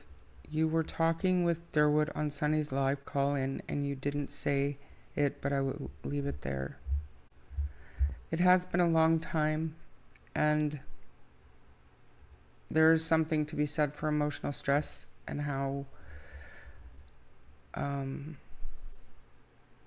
it can affect memory.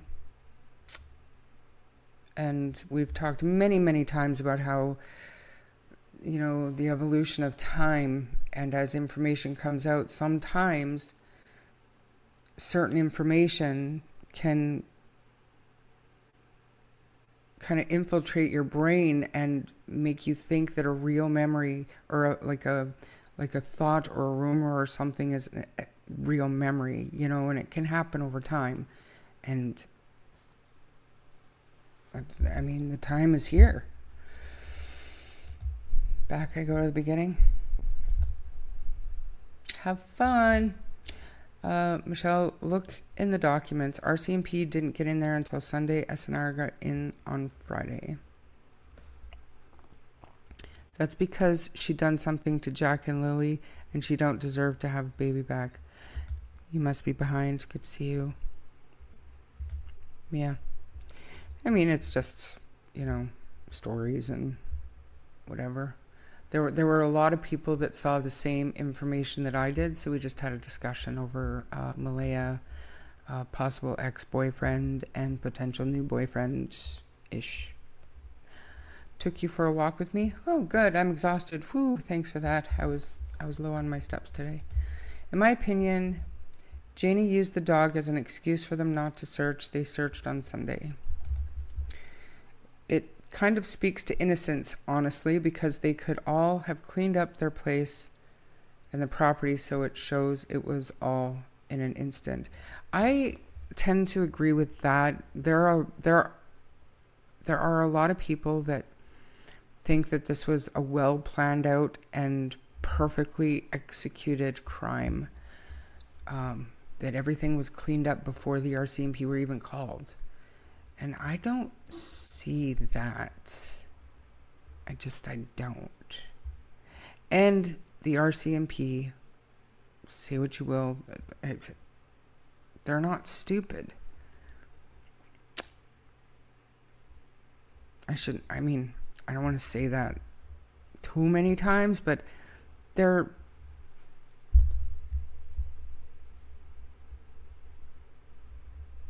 15 months in, and you have to believe that anything that's not being... I played the Calgary City Police guy. He was talking about the difference between a criminal investigation and a missing persons investigation and how things change. Missing persons investigation, they're very forthcoming with information. They need the public's help, and that's not happening with Jack and Lilly's case. He explained that when you've got a criminal investigation, everything has to be very confidential, and that is what we're seeing, because we all know damn well that those court documents are a pinch of what they have in reality, and we're not getting any of it, anything else other than what we've already got. We're not even getting putting the public at ease and shutting them up for a little bit, those press updates and how many tasks, and we're not even getting that anymore. But my sister and daughter were there too. I get it. And I mean, we weren't there, you were, and if there was another dog there, and the only point I was trying to make last night, Belinda, was that if that's the case, then the RCMP would be fully aware that there was another dog in there, even if they didn't enter. They would know as well the difference between Tucker and the dog that wouldn't shut the fuck up. What, did they take note of it or not? I don't know.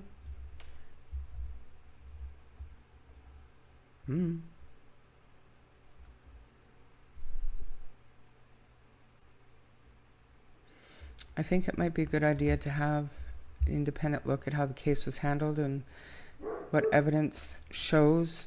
What if there's anything they could run with by now? They would have done so. I agree.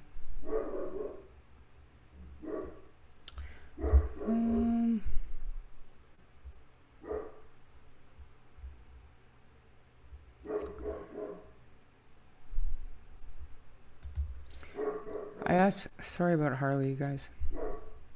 I asked both of them that day. Belinda, was it that big of a bark? Because he's 150 pounds. I asked both of them that day if they could make out what kind of dog it was, but it was hard to see because of the reflection in the windows. We aren't stupid either. We know lots of stuff. Do we know lots of stuff, or have we heard lots of stuff? That's my problem. If the police were desperate to get into Janie's, they could have got an electric warrant without moving from the... Yeah, if they... But by all accounts, they believe the kids wandered away.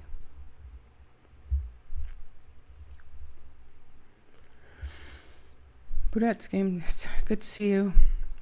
I think if Janie knew what happened, she would know the police will have to check her place. She would more than likely make sure the place was presentable.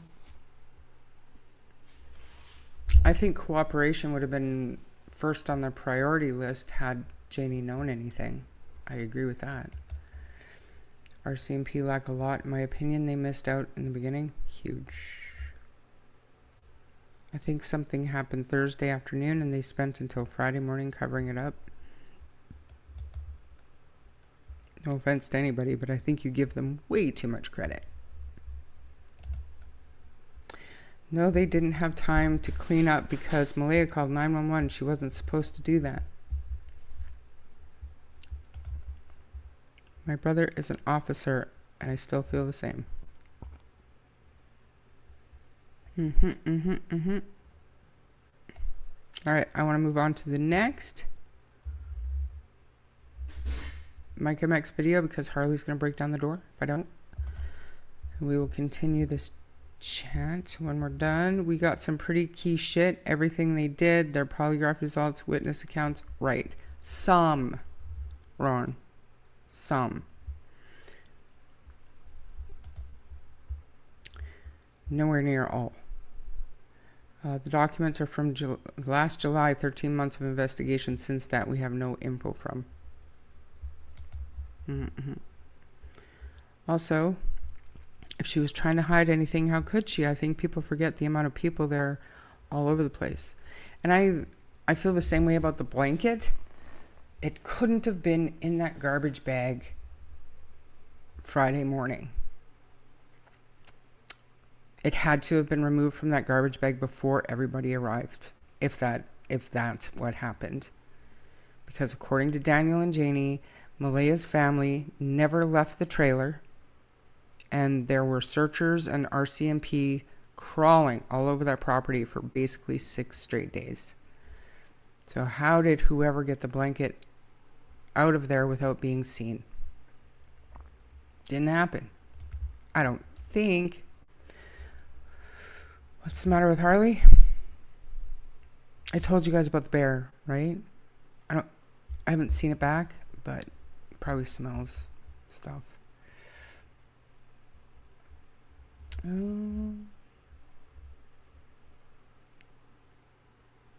Anyway, I need to let him in. He's gonna eat me.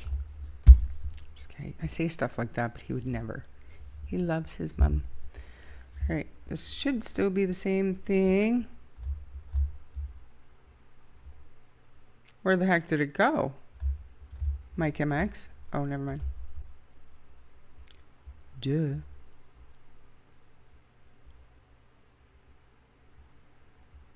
Did you guys watch The Realm of the Deer? His video? Harley's got something important to say. Yeah. I don't know if you guys have seen that cartoon. It might have been Garfield. Odie,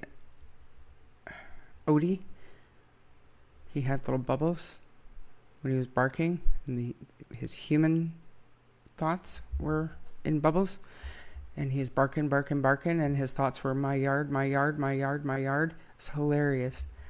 That's what I picture Harley saying when he's out there yelling his face off. Okay, I'm gonna do this. I'm gonna put myself there, get rid of that, and I will be back shortly when I deal with Harley. In Mikulak, Polish national who went missing in 2016. And I'm on a very steep ground here where people don't normally be. This is the realm of the deer. With Jack and Lilly's case, especially with Daniel and Janie's accounts of their Friday narrative, if you compare any 2 separate accounts, you will get inconsistencies where the truth cannot be what they say it is. But even if you take one account and go through it, it's clear that Friday narrative did not happen the way they said it happened. And just going back to one of Janie's earliest Facebook accounts, and this one could be referred to as the Sirens account, where she mentions hearing the sirens, as she calls them. And we'll just take it bit by bit, just to highlight it can't be the way she says it is. We'll continue on. I seen Malehya in front of my RV. And by that time, she had already called 911. Because after I asked her what's up, she said Jack and Lilly are missing. I said, how long? She said 20 minutes. Janie doesn't explain how she knew that Malehya had already called 911. Even this whole dialogue, this whole reiterating by her of what she said to Malehya, there's no indication of how she knew that 911 was already called. And she never actually says in any interview how she knew 911 was already called. So if it's just one reason why the Friday narrative just can't happen the way they said it happened.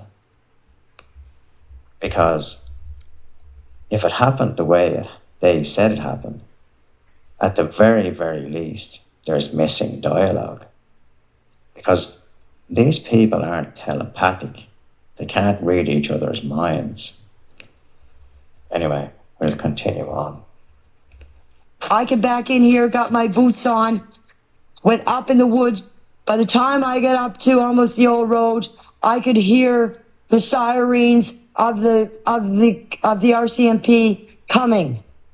Janie hears the sirens coming, but she doesn't tell us that it was then she realised that Malehya had called 911. She still doesn't. And what does she actually do then? Well, let's find out. MP coming. When I went around and did the area here, around from the road, around to the 289 and back and down, the RCMP were already here. So what Janie does is she continues to search. But the RCMP are coming. And that just goes against everything I would do and everything most people would do. Most people, if they had children going missing and they were searching and they hear the RCMP coming and they were the last people to hear the children, the thing to do is to get back to the trailer as quick as possible and tell the RCMP what you know. But Janie doesn't do that. Janie keeps on searching.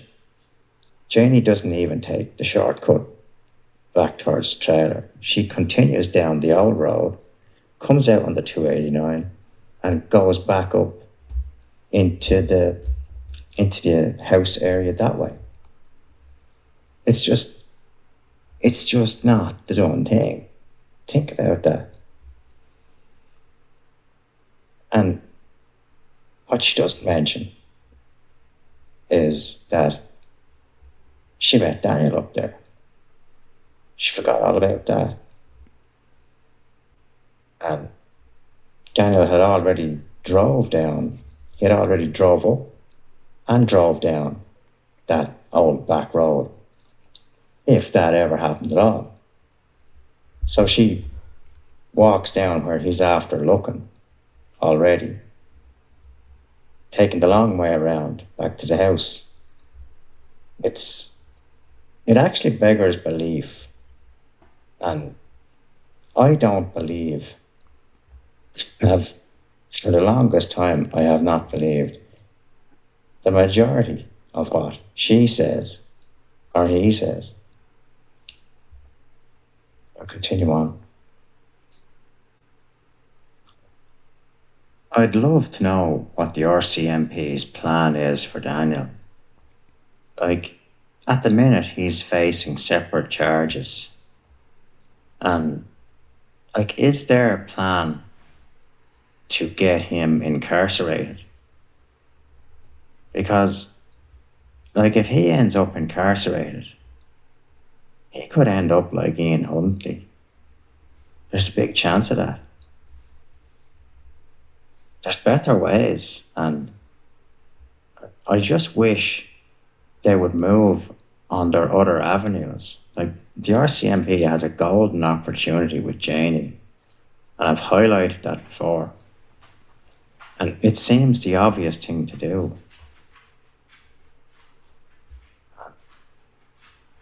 Just wish they'd do it.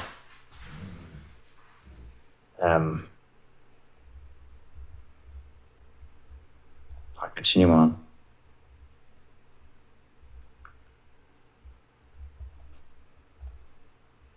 Getting back to Marchin's case, I did mention Marchin's case to an investigative journalist who has lots of connections, and the hope is that himself and his colleague will have a look at it at some stage and maybe shed more light on the facts around Marchin's case, because people matter and he's out there somewhere still missing. Anyway, take care. Good luck. Okay, I'm just gonna get rid of that. So it's really about your present state. Sorry, did that jump scare you guys? Betcha it did.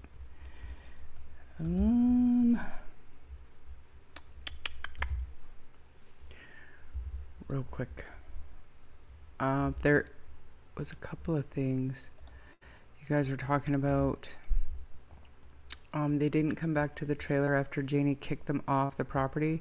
So I believe there was only 2 people that she asked to leave who were having a disagreement. Malehya, Cindy, Patty, those people were not asked to leave. So that's half accurate. And that's from both sides, right? I believe, I'm pretty sure it was Haley that came out and said that was me. You know, she was all up in their face, whatever, however Haley put that. She was very honest about it. But she was asked to leave.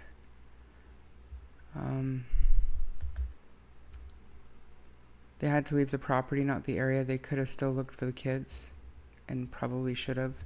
And they did come back to search, right, months later, like 10 months later. Yep. Oops. At this point, many of the creators have inserted themselves into the case. Can't talk about the case without talking about the creators. Well, debatable. Depends on what angle you're going with the case. If you're busy calling everybody tragedy pimps and pointing out how you're so much better than everybody, then I guess. Or not. Why would Janie ask how long when she should have asked Malehya, what do you mean? I just heard. Yeah, I mean, I agree that to me is a normal conversation. I don't understand why it wouldn't have come up right then and there. Like, I just heard them. What do you mean?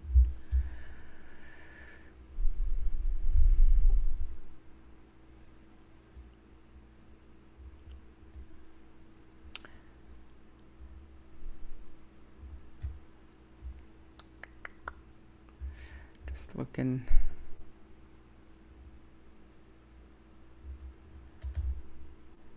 She probably asked how long because she thought it was early. But the creators are now a part of this case. They have inserted themselves behind the scenes. If you want the truth about Jack and Lilly, you must look at the whole picture. I could be wrong, but she was sure if it was before or after the phone call. She wasn't sure. In fact, yes, Janie in fact said they were welcome to stay, just not Haley. Okay.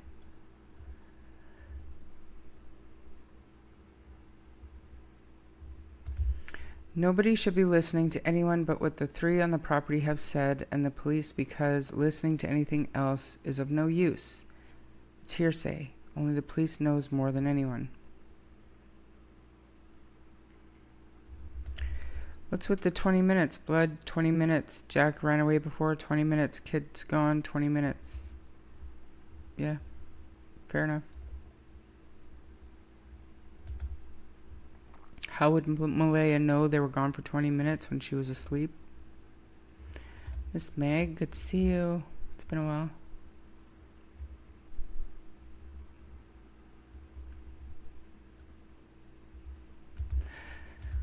Good point. Never mind. She was drugged. If not drugged, then she had mono. My bad. Fair.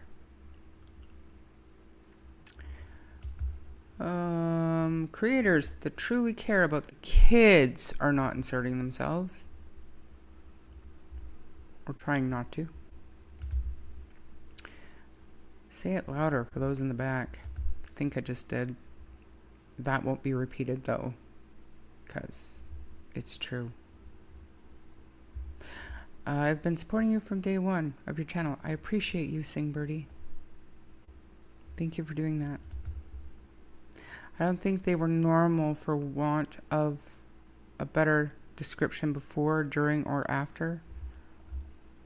What? Lost. Sorry. Oh, but don't blame sweet and innocent Malehya. It's got to be Daniel's fault for this too. She's so nice and gentle, and she would never do something like that on her own. That sounds facetious. I was gonna look that up for you, but I won't. You can look that up for yourself, Lurker. See, so shy. Malehya is. I've heard that. I've heard that she genuinely is shy, soft-spoken, very nice, very kind, very sweet. Until she's not. As with everybody, right? Belinda, a lot of people are saying, you know, that they're not questioning, I guess, but just bringing up how in one of your first, I think it was your first mainstream media interview, you're like, you know, Malehya, when you'd see her with the kids and the way that she would deal with stuff with the kids, you were very impressed, and you thought, now there's somebody that, you know, is supposed to be a mom. And I was saying like that, she was explaining what her impressions were when Malehya was with Cody, but it was also during a visit, you know, that a lot of people put on personas in front of other people, you know, so I'm with you. So I know we're just having this fantastic conversation and it's going every which way but Saturday, but we're at 2 hours already, and I do want to talk about Parker today a little bit. But I know a lot of you are going to drop off now because I'm switching gears, but I do appreciate everybody being here for the Jack and Lilly discussion today. And like I said, my source for that information, like I said, it's as firsthand as you can get. However, not ready to show a screenshot with more information, maybe one day, but not this day. But I wouldn't have shared it if I didn't trust it. But there are always 3 sides to a story. There's his side, her side, and the truth. So keep that in mind when you're running with this stuff. And if you're not sticking around for Parker, have a wonderful day. Thanks for being here. And with that, we're going to switch gears. I'm not going, yeah.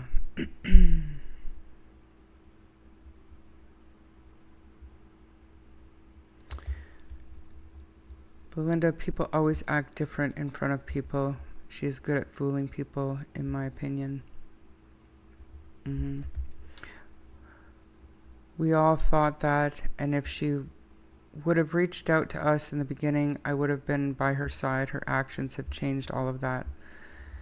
I'm convinced, and have been since you first said it, Belinda, that in March when she reached out to try to set up a visitation that never ended up happening, I thought, and I still believe, that she was trying to kind of rebuild her support system if it's true that she had decided she was leaving Daniel, if it was in the works for that long.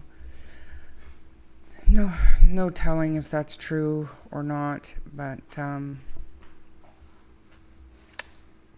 know, I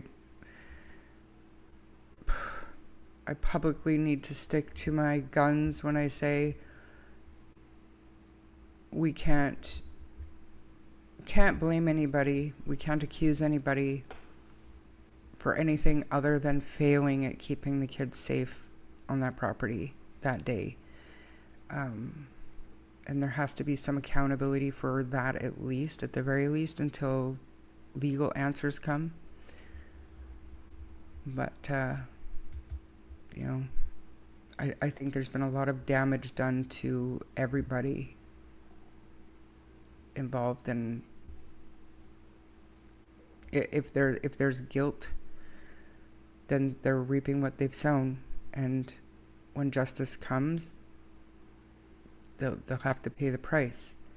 But if not, if there is no guilt, then their lives have been permanently altered, and maybe that is the justice for the lack of accountability for the parents that day, if that makes sense. And with that, I'm gonna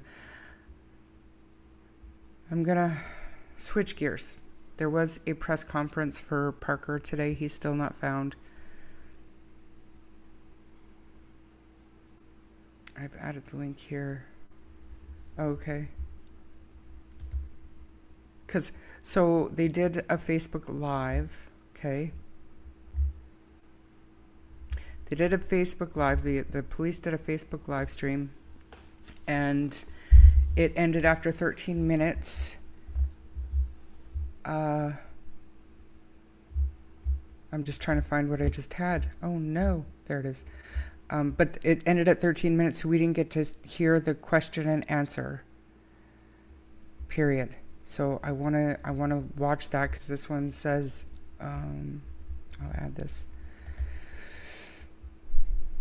This one says, many of you will have questions, comments, appreciations, and concerns from today's live press conference. I have added the link here that also includes the press Q&A afterwards. We are also processing the information and will provide more thoughts at a later time. I would love to keep this post open for support towards the family. Please be respectful. Posters will be available for pickup between 5 and 6 p.m. at the back parking lot of the Thorncliffe Community Center today, July 27th. For now, I want to reiterate that both the Calgary Police Service and all Calgarians are not giving up finding Parker, that the need to continue to search, put up posters, speak to your neighbors and colleagues, and review all available camera footage you have, regardless of where in the city you have been since July 16th, is still of the utmost importance, and perhaps even more so now than it was previously. If you are able, please keep that resolve that you have shown since day one of opening this group, that Calgarians, Albertans, and Canadians come together when things need doing and support each other like they are family in times of great need. I have seen this echoed in many posts. Parker is Calgary's child, and we will find Parker.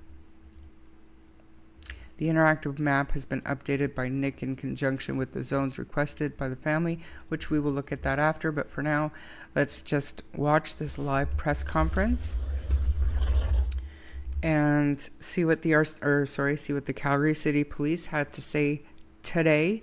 And if there's anything good with the Q&A, I'm going to continue watching. So like I said, I didn't get to watch it when it was live. They cut it off. So this is the first one. So okay. So again, thank you for being here for Jack and Lily's discussion, and we are moving on now to Parker Wells.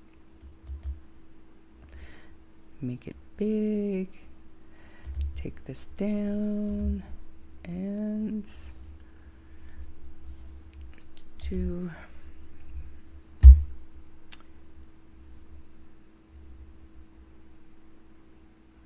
live event. Will event start soon?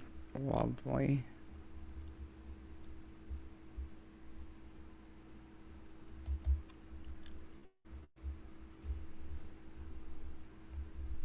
Real quick, I noticed how short this lady was, and I don't want no short jokes, because do you know how hard she probably had to work to get onto the Calgary City Police Force?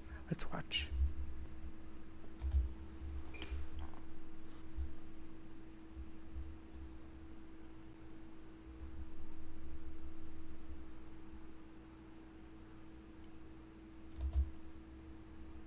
Great. Okay. Good afternoon, everyone, and thank you for coming here today. Calgary. Since Thursday, July 16th, well over 1,000 people from the Calgary Police Service, partner agencies, and the broader Calgary community have come together with a shared purpose, and that's to bring 11-year-old Parker home. In my 35 years with the Calgary Police Service, I've never seen such dedicated, committed, extensive, and prolonged search tactics. The support shown to Parker and his family has been overwhelming. At the same time, it's been heartbreaking to see so many people struggling with his disappearance. People's hearts are full and people are hurting. From those who have volunteered their time to search for Parker, to those who shared information, posted flyers, and left water, goldfish crackers, and other snacks outside the home in the hope that he might find them, we have seen the very best of our city. Since Parker was reported missing, search efforts have taken place round the clock. Together, more than 650 Calgary Police Service members, on top of our amazing partner agencies, have searched thousands of kilometres on the ground and under the ground, on the water and under the water, and from the air, supported by patrol officers, plainclothes and covert officers, civilian specialists, police service dogs, mounted patrol, mountain bike officers, our Hawks helicopter and drones, specialized investigative resources, technology-assisted search and investigative tools, and countless hours of coordination through our Tactical Operations Centre and a follow-up behind the scenes. Our investigative outreach team has also been extensive. We have been in contact with rideshare and taxi companies, delivery truck and businesses, truck rental agencies and railways to ensure that every vehicle that may have been in that area has been searched and that all digital evidence has been seized. We also tracked garbage pickups in the hopes of finding any clue about Parker's whereabouts. We have shared 265 posts related to this investigation across our social media channels, generating more than 58 million impressions and over 4 million engagements. In addition, the Government of Alberta permitted us an exemption to use the Amber Alert system. They have also supported the Missing Children Society Canada with developing an enhanced system to help find endangered missing kids. If you haven't already, I encourage you to sign up to receive the MCSC alerts. Teams have worked tirelessly to assess every piece of information received, pursue every tip, review extensive video and digital evidence, and meticulously search areas identified through the course of the investigation. Along with the two available notification systems, we engaged autism experts and any agency whose expertise would bolster our search efforts. We have also had external agencies consult on our search and investigative efforts to ensure that no stone has been unturned. Despite these exhaustive efforts, sadly, Parker has not been located. The reality that Parker remains missing is difficult for all of us, especially for his family, who continues to face unimaginable uncertainty. Parker, in many ways, has become one of us, and we won't stop looking to bring him home. We have a responsibility to Parker and his family to follow the evidence and make decisions based on the information available to us. Physical search efforts in his last known whereabouts and in the Nose Hill Park, including nearby waterways, have been completed. However, we are not giving up. Our approach is changing, but our resolve to find answers for Parker and his family is not. We will continue to follow up on tips, re-examine evidence, and pursue any new leads that emerge. If new information identifies an area requiring additional search activity, we are prepared and ready to respond. Amongst other things, we currently have hundreds of hours of videos to review. Parker's family has shown immense courage and strength while facing circumstances that no family should ever have to endure. My thoughts remain with them. Thank you, Calgary, for your support, kindness, and compassion.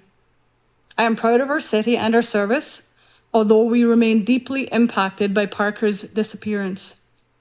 I will now turn things over to Acting Staff Sergeant Gutterson for additional details on the investigation.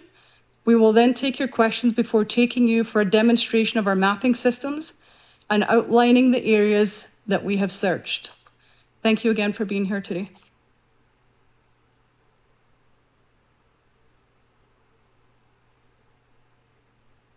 Thank you, Chief. In terms of reference, to put this investigation to context, Calgary gets about 5,000 missing people a year reported to us. Of those, about 250 are children under the age of 12. 99% of those people are found safe and well. In fact, last week we had 14 reports of persons with special needs going missing, including 3 children who actually suffered from autism.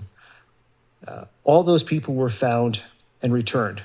And the reason I say that is because I want to stress how deeply concerning and deeply unusual Parker's disappearance is, which is why we're going back to the public, and we're again reminding the public to check your yards, check your garages, check under your decks. If you had an RV vehicle that may have been in the area when Parker went missing and it's gone somewhere else, whether that's storage or being used by someone where it's perhaps not being normally gone through, please have those things checked and let us know. Along those lines, anyone in the area of Thorncliffe that has any video, you don't need to send it to us at this point, but if you have video from around the time that Parker went missing, please preserve it, don't allow it to be erased. We have been working around the clock in concert with our search people. We have searched houses, we've searched businesses, we've searched waterways, we've searched by air, we've searched under the water, as the chief has said, and we still have not found Parker. And again, I must use that to stress the fact that this is a deeply unusual investigation, a deeply unusual case, and we need the public's support to bring Parker home. As an example of some of the efforts that have been made, our trained police searchers, our trained volunteers have traversed about 7,100 kilometers.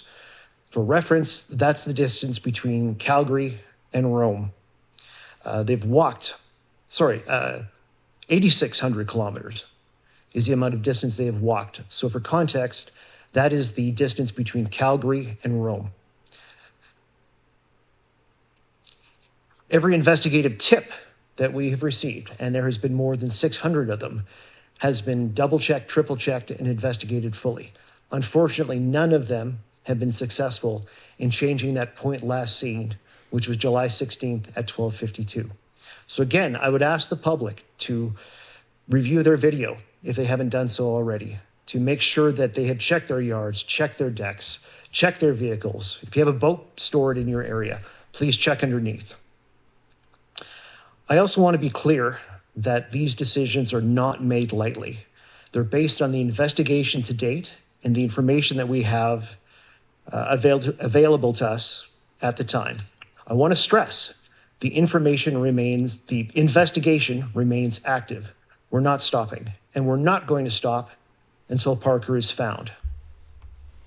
Each member of the investigative team desperately wants to find Parker, as I am sure the entire community of Thorncliffe and the entire community of Calgary wants to do.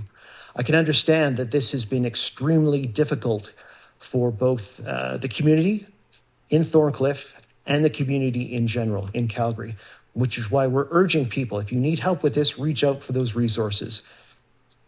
I want to thank our partner agencies.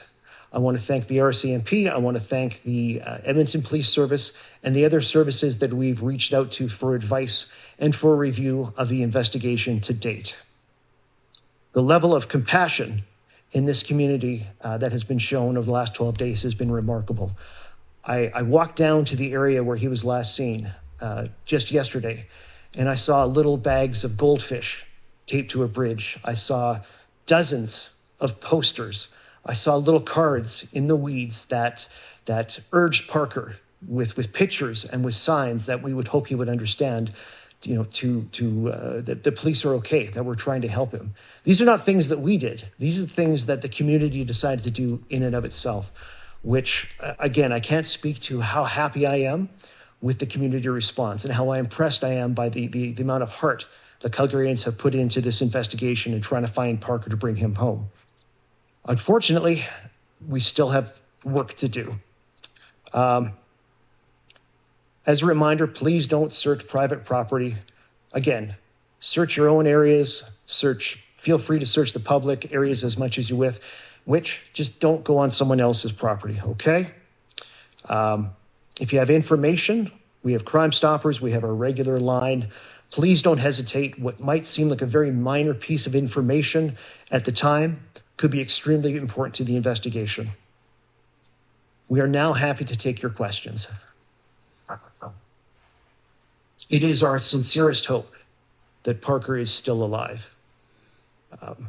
But realistically, every day that goes by makes that hope less likely. So we continue to ask the public for help, and we continue to ask the public to share information. Share information on Facebook about Parker. Send the missing person folders or the missing person posters to friends and relatives, people who were perhaps visiting Calgary at the time. Whatever they can think to do to spread that message out, to keep that in the public's attention to try and find Parker. So could it been taken? So we are alive to every possibility. So there's multiple pathways that we are pursuing in terms of our search to find Parker.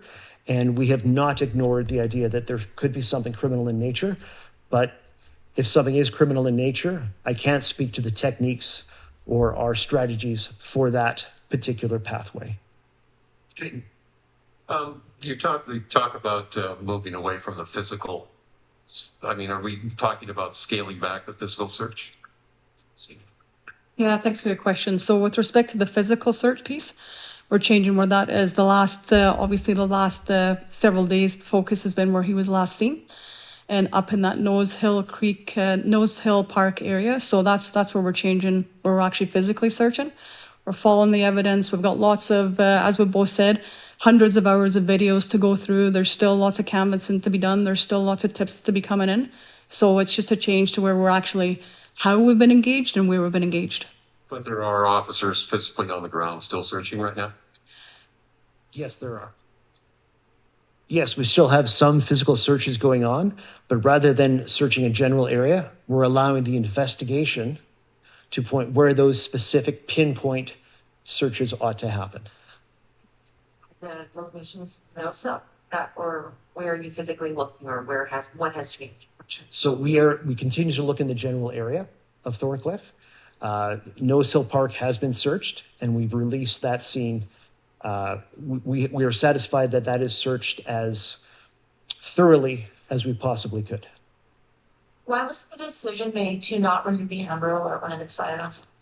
So in terms of the Amber Alert, because it was used in a fashion that it was not normally designated for, there will be a conversation about using the Amber Alert, but now is not the time for that. Did you want to? Bring a reward? No, we've not considered offering a reward. Back on the Amber Alert, I mean, the family's calling for this legal to be created, and then in a press conference, which just happened, Premier Smith says she would like maybe to extend the Amber Alert and give you more flexibility and to, call it an Amber Alert based on your judgment. Where does the police stand on this? So I think the answer to your question, and I'll of course defer to the chief, is that is a decision for the government of Alberta. I can't speak to what the Premier's plans are or what the intentions are. All I can speak to, and where I want to keep the focus today, is on the search for Parker. Yeah, it's a really good question, and thanks, Steph. Obviously, we're in conversations with all of our partners. The GOA has been 100% supportive. They've been at the table, we've been having our conversations. How do we get better at this moving forward? And just a reminder, as I said in my speaking notes, 10:30 that night, or actually probably earlier in the day, there was the information through the National Missing Child Society app. That information had gone out. And as I said earlier, we're looking to enhance that, but that information did go out shortly after Parker went missing. And then it was pushed out to people's phone who have that app. I think it was 9:30 that night. Will you only be searching when there's tips now? I mean, are we looking at less personnel out there? So we are going to continue to search based on the investigative findings. And those may be tips, those may be witnesses, that may be generated from follow-up for CCTV. And that's another thing I want to stress is that the investigations like this tend to ebb and flow. If there is a new information, if there is a new point last seen, if there's new information out there, we're gonna react to that accordingly, which may require another search. It may require a massive ramping up of resources. It all depends on where the investigation leads us in the future. Staff Sergeant, could this come down to just dumb luck being able to find him? Like I said, it's our sincerest hope that we find him. I think that whatever happened to him, it was an extremely unlikely set of circumstances, but we're not going to know until he's found. You have to be able to search. We've asked for anyone on vacation or realtors or landlords. In that Thorncliffe area, are there any areas or properties you haven't been able to access? We're satisfied that the area of Thorncliffe has been sufficiently searched. Unless we get new information and unless we get new evidence, like I said, I'm satisfied that the area of Thorncliffe has been searched by both members of the public and members of the police. I repeat a question, or just a variation of a question that Mr. Graveland had. I think what he was asking was, at the beginning of this, there was a massive search, massive number of people, massive resources, massive, that was the message, massive. Right. Hundreds of people out there, search and rescue teams. Has the number that are devoted to that, depending on what the investigation shows, has that lessened? Has the massive part that we saw on day 1, day 2, day 3, is that still the case now? Or have you lowered it or scaled it back somewhat? I think that's the question we all want to know. Are there the same number of people? Are there hundreds and hundreds of people scouring the land as we speak now? So the investigative team has not changed. Those investigators are still working forward.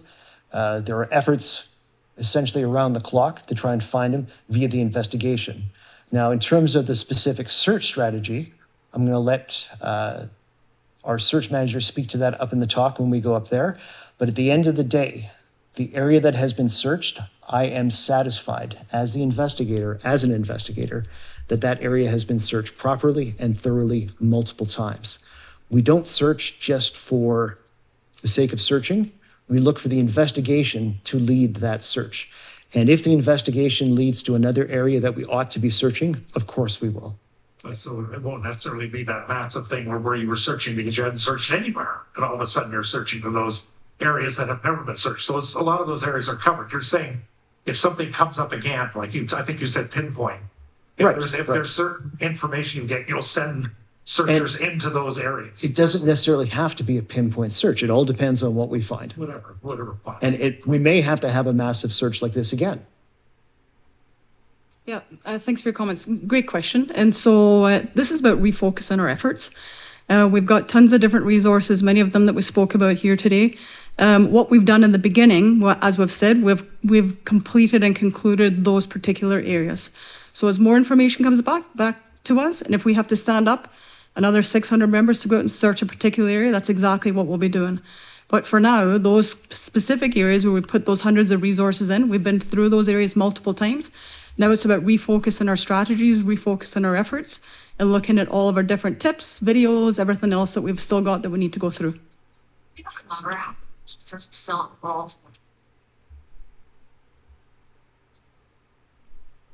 Easily in the hundreds at this point. And again, I want to stress that every officer in this service wants to find Parker. Every officer on duty knows this story. Every officer that has been on duty for the last week or will be on duty for the foreseeable future knows what we're looking for. So it's not just that number of officers who are absolutely dedicated to finding Parker. Every sworn member we have, every civilian member we have is doing whatever they can to try and find Parker, whether they're assigned or not. Well, it's that as well, that we're still obviously in daily contact with many of our other partners. We mentioned some of them here today, so I don't want to miss anybody. But everybody's been phoning, emailing, calling us, what do you need, how can we help, both within the city and outside the city, throughout the province, even nationally. As I said earlier, our partners at the Government of Alberta, everybody's leaning in and asking what we can do to support one another to ensure that there is no stone overturned. Yeah, I have 2 or 3 more questions for Tony. I'm sorry? What are the next areas of focus? Will you be focused solely on CCTV, or give us the next steps? So, of course, we're going to follow up on CCTV. There is a massive amount. The numbers that the chief quoted they require a huge amount of resources to go through, which we have and which we're going to do. We're going to follow up on every single tip. If we need to do interviews with people, we certainly will do that. In terms of the investigative strategy, other than satisfying those searches close to point last known, the strategy doesn't really change. Is there any concern that the volunteer army you have out there searching may eventually get demoralized and just give up? Well, it's incredibly demoralizing for everyone involved. But that's why I would say that we have to have hope. We have to keep hope. To any volunteer searcher out there who is trying to help, I would say don't give up. Don't give up hope. We're certainly not going to. We're going to keep that hope alive that we can bring Parker home until we find him. And just to go back, Thursday, 12:52 p.m., he was last seen on CCTV. Can you remind us, was it that the next camera over wasn't spotted, or were there no other cameras in the area? The last time we have him is in that 5500 block of Travis Crescent. And then that is it. Other cameras in the area? There were other cameras in the area that spotted him prior to that, but none of those cameras pick him up afterwards, which again speaks to the frustrating nature and why this is so deeply concerning. On the CCTV footage, were there any suspicious vehicles noted? No, there were no obviously suspicious vehicles noted. Thank you. Well, questions.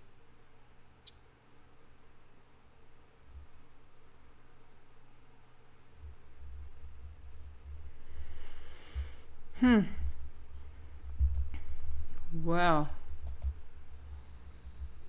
I will say that was pretty informative. I think it was Grey Wolf that came in like first and said, like when we first started, and said that the police do not think he was abducted.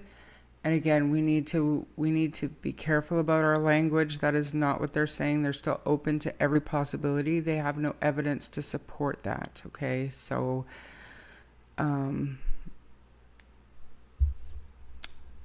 everything is still on the table, basically.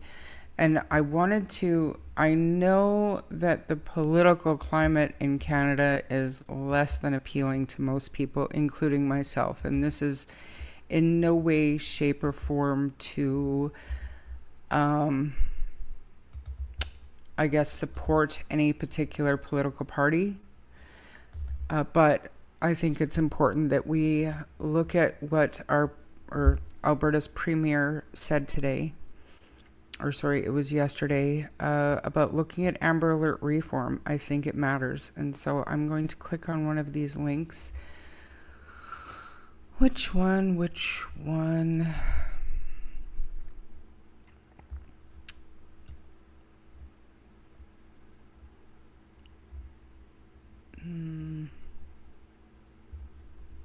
I gotta wait till this starts playing so I can pause it.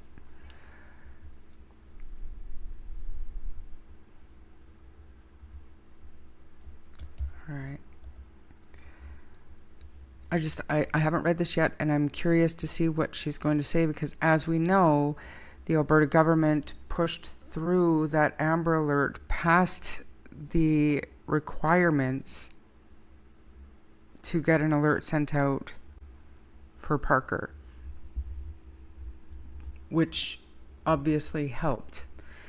I firmly stand by saying that had an Amber Alert gone out right away, he would have been home by now, because he was seen numerous times on different CCTV video, and if more people knew that there was a missing boy, he would be home right now.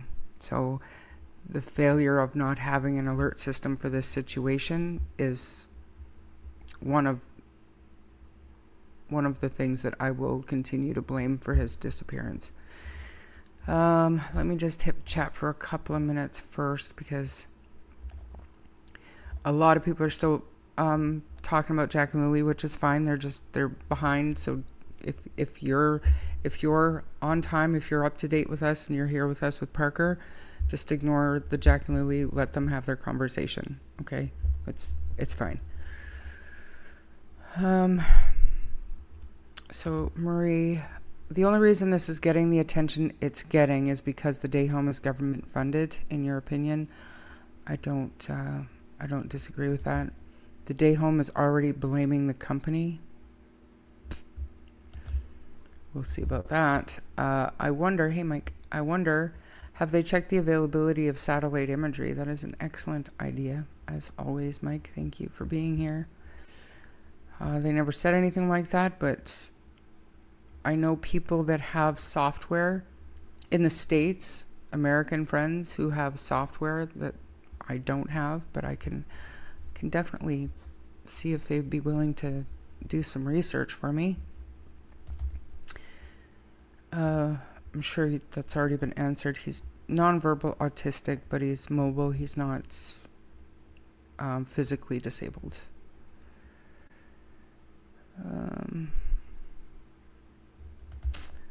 Mustang, if it's government funded, you would think it would have more policy in place. Agree. Did you know there was a child day after Parker that went missing? He was also autistic, nonverbal, wandered off, found that day, but nothing was posted about him missing. Was it the same kind of situation? Like, this is exactly what I'm talking about. Like, if he was found, I don't think that there was almost 40 minutes from when he was last seen to when they realized he was gone, because I'm going to go ahead and call bullshit on that story. But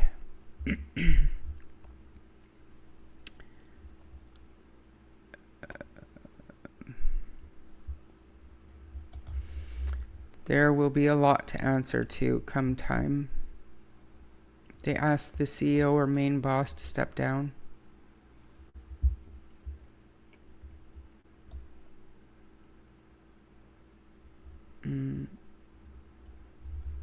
He was found safe.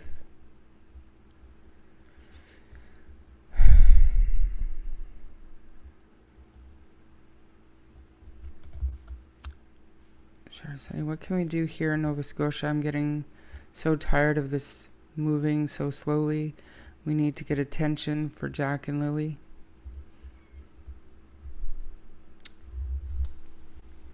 It always sticks out to me in this. I'm just going to jump back just for a quick sec for Angus here. It always stands out to me during that Canada Day parade, the sign that Cheryl was holding, keep sharing our posts.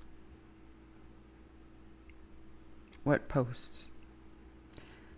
So social media is a very powerful tool. So if you use it to spread awareness, I think spread kindness and not venom. Shut down the drama and the bullshit. Don't support it. And just keep sharing the story. Like I said, I had to change back to my old phone case. I've got Jack and Lilly stickers on both sides, depending on how I have my phone case that day. But I've been asked, oh, are those your grandkids? And it just starts conversation. Just keep the conversation going. That's literally all we can do. Aside from locals, you can do rallies, you can peaceful protests, stuff like that. That's literally all you can do.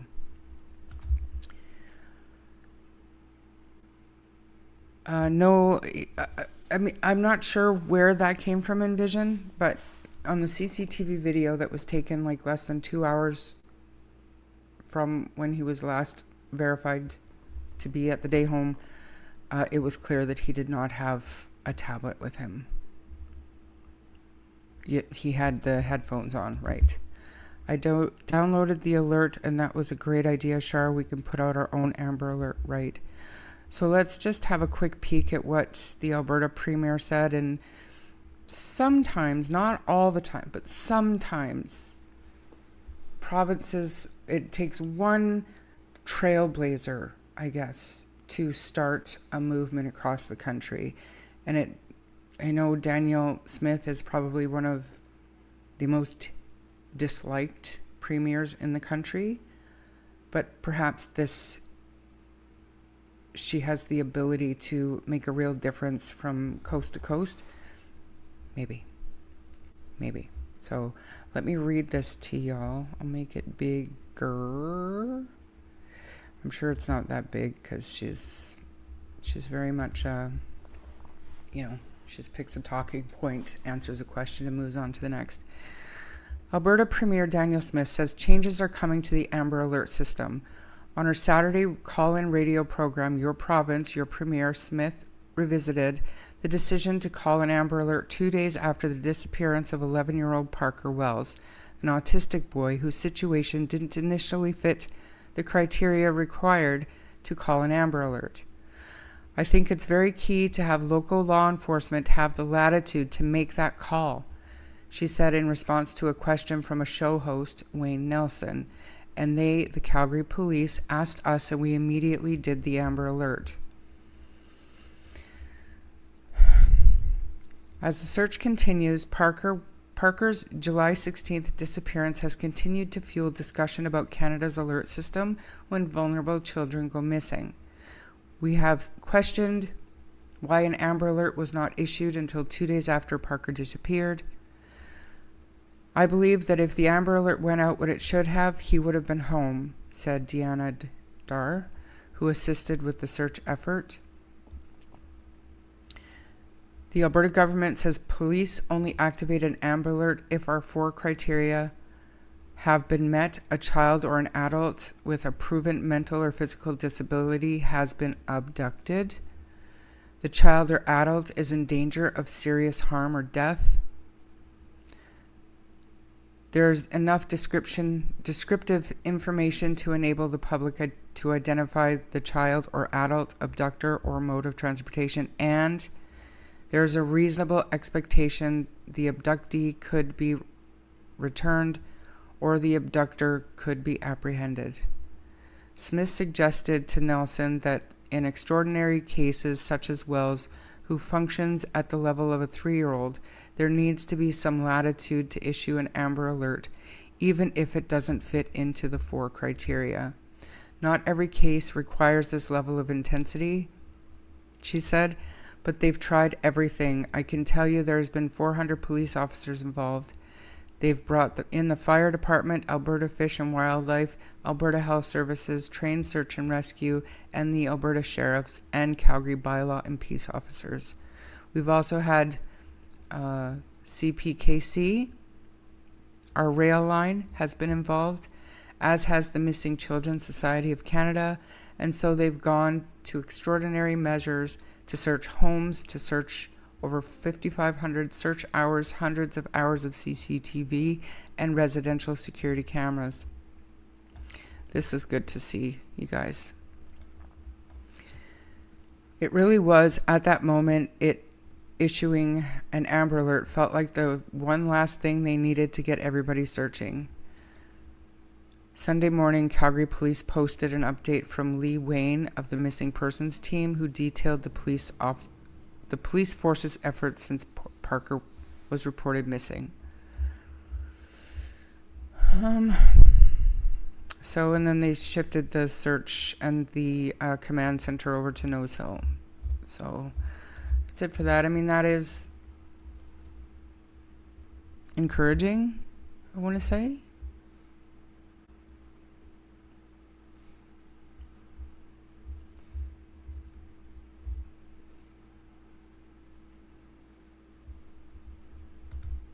I thought we weren't allowed to talk about Jack and Lilly.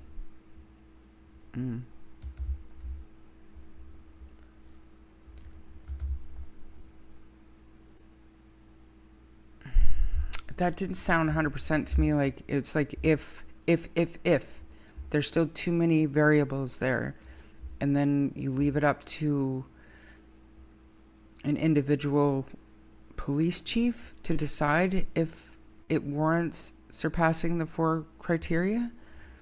I think it needs to be a little bit, either a new alert system or a little bit looser than that, because any of these children are in serious danger of being hurt or killed if they're missing. If they wander, it doesn't matter how. If they wander off, they can get hurt. If they get lost, they can get hurt. It's worthy of an alert, in my opinion.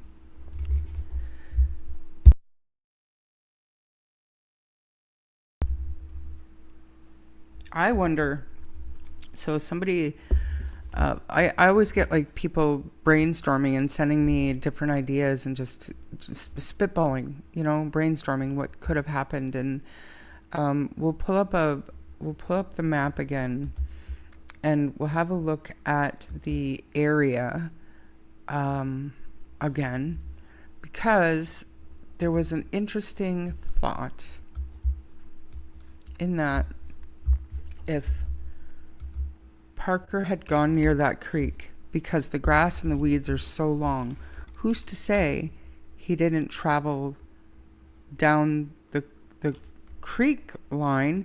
And I don't know if there would have been cameras to pick him up. That was a good point. So let me have a look. Thank you, baby monkey. I appreciate that. It's very nice of you.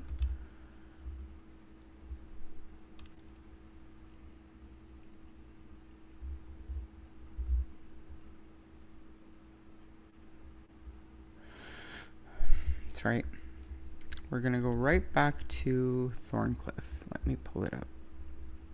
Oh, I have to get rid of this one first. Please hold.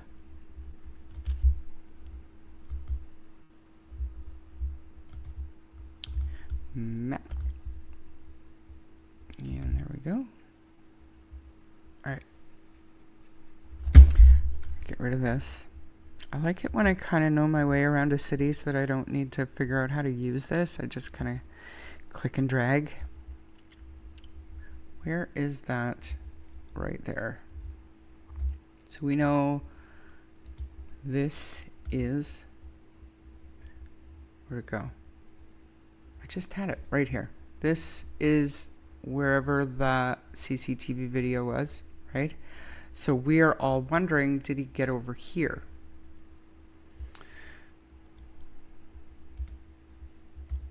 I'm gonna see if I can try to, I don't know where Michelle After Dark went to see the ground view of the creek, but she did on Google Maps. So I'm hoping I can get close. This way? No, this way. This way. Maybe. Where's my little arrow? I don't know. Just a minute. I gotta look again.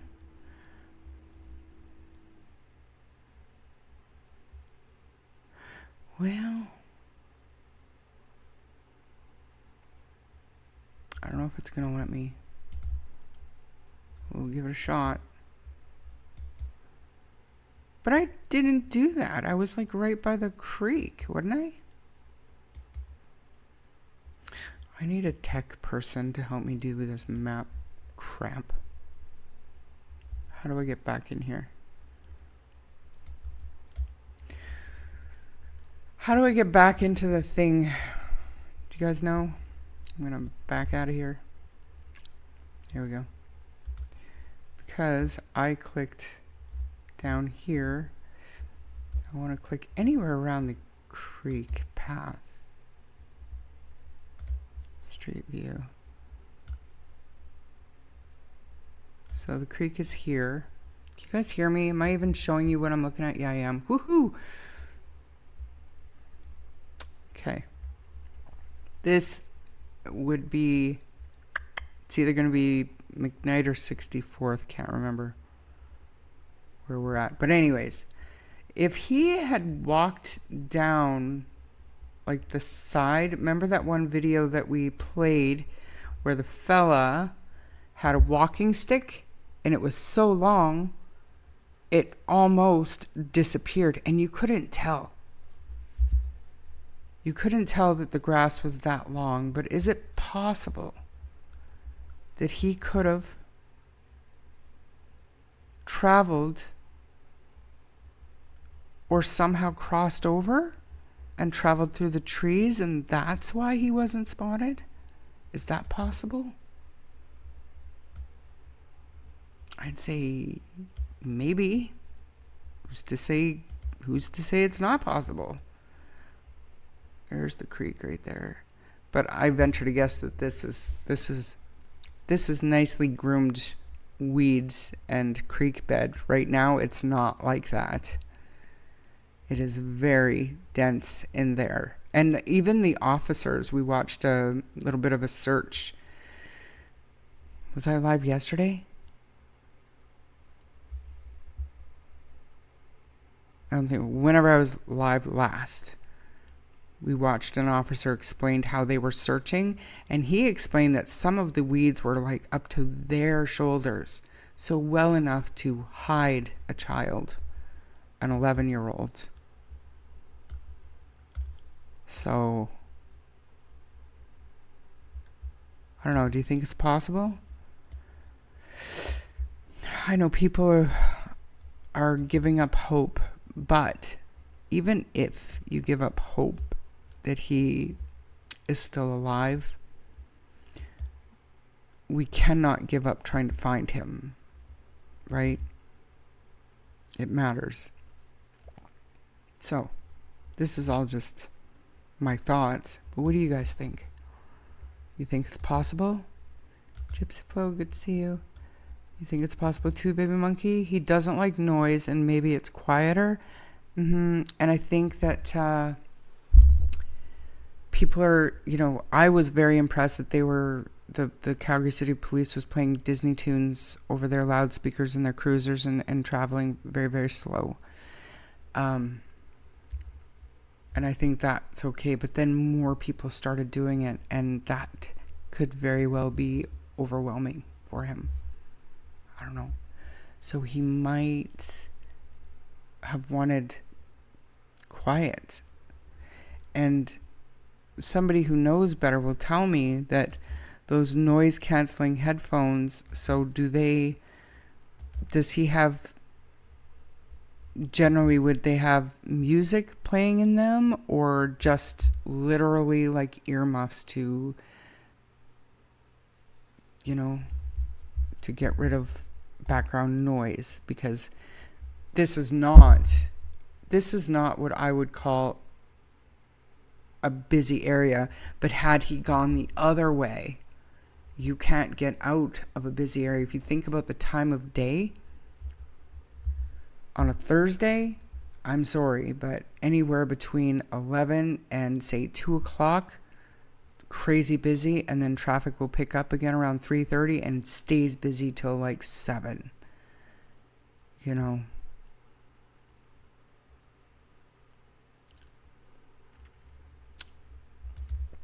Haven't seen you in a few minutes there, Leo the Lion Truth Seeker. It's amazing how many other people can decide what's best for someone else. What do you mean? What are you talking about? We don't do that here. We respond and report.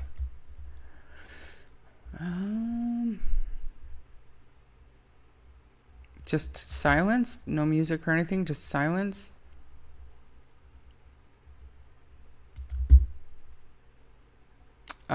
This is the Calgary City Police, so the RCMP has offered any kind of help or resources, but there have been upwards towards 600 officers, and yes, they were doing shoulder-to-shoulder searches of very large areas. They've been doing that over the past week. I mean, I know a lot of people are saying that, tips aren't being followed up on, but I won't believe that until if there's an inquiry and that comes out.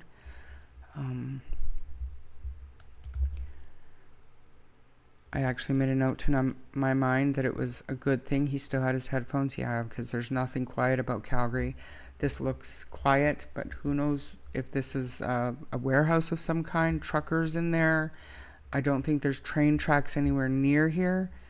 from my knowledge, but the creek would be a nice soothing noise. This tree line would act as somewhat of a sound barrier to the roadway behind it. When he sweat with those headphones on, well, we did see it, yeah.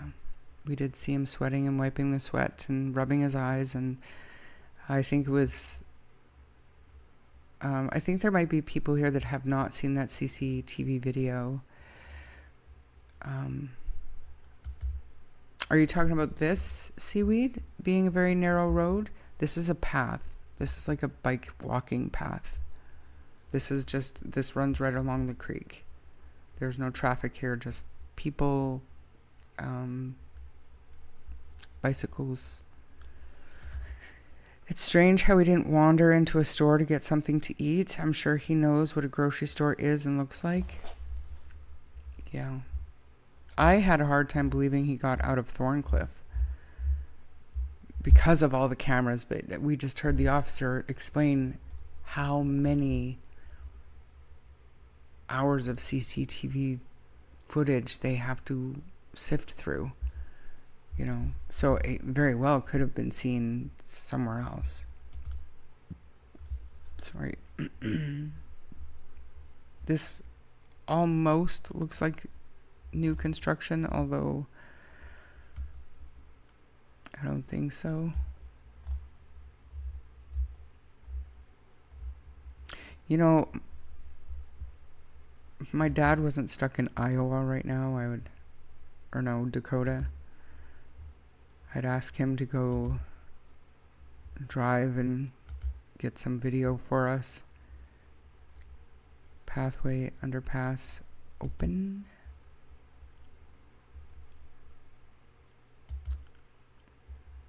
So what kind of... There's a nightclub. Karaoke bar. Who knows when this was from 2023, so I don't know if this business is still there. We're not allowed to go down there, Google Maps. Not allowed to go down there, guys. That's lame. Anyways, so that's my thoughts on this. I want to play that CCTV video again. If I can find it.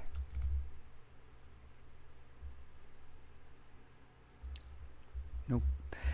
That's not it. Just a minute. Just a minute, please. Please hold. It's way back there.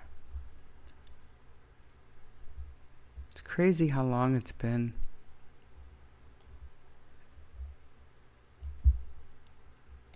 Parker CCTV video. Okay, thank you, Blue Jay. Again, that's very kind. I appreciate you.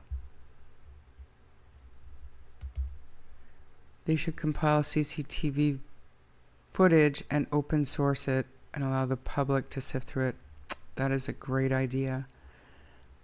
Do you think, though, maybe they're hesitant in doing something like that because the potential for him to have been abducted is still on the table?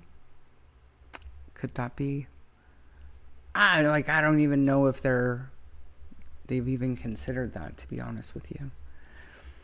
So I want to watch this CCTV video. It's been almost 3 hours, you guys, so let's watch this again.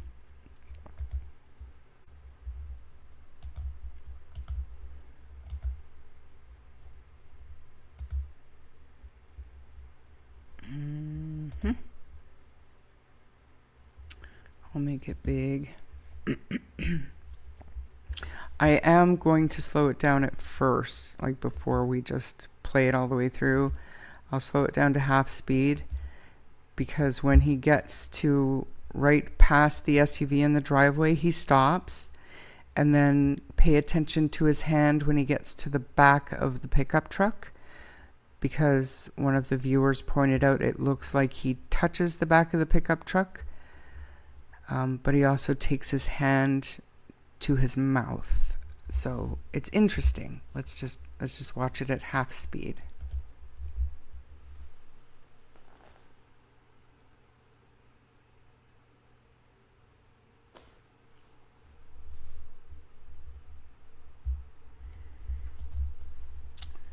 My banner's in the way. Good call, Lynn. Just a minute. Sorry, everybody. Please hold. I need to make a blank one. This cheesy shit down in the corner. Anyway, let's watch.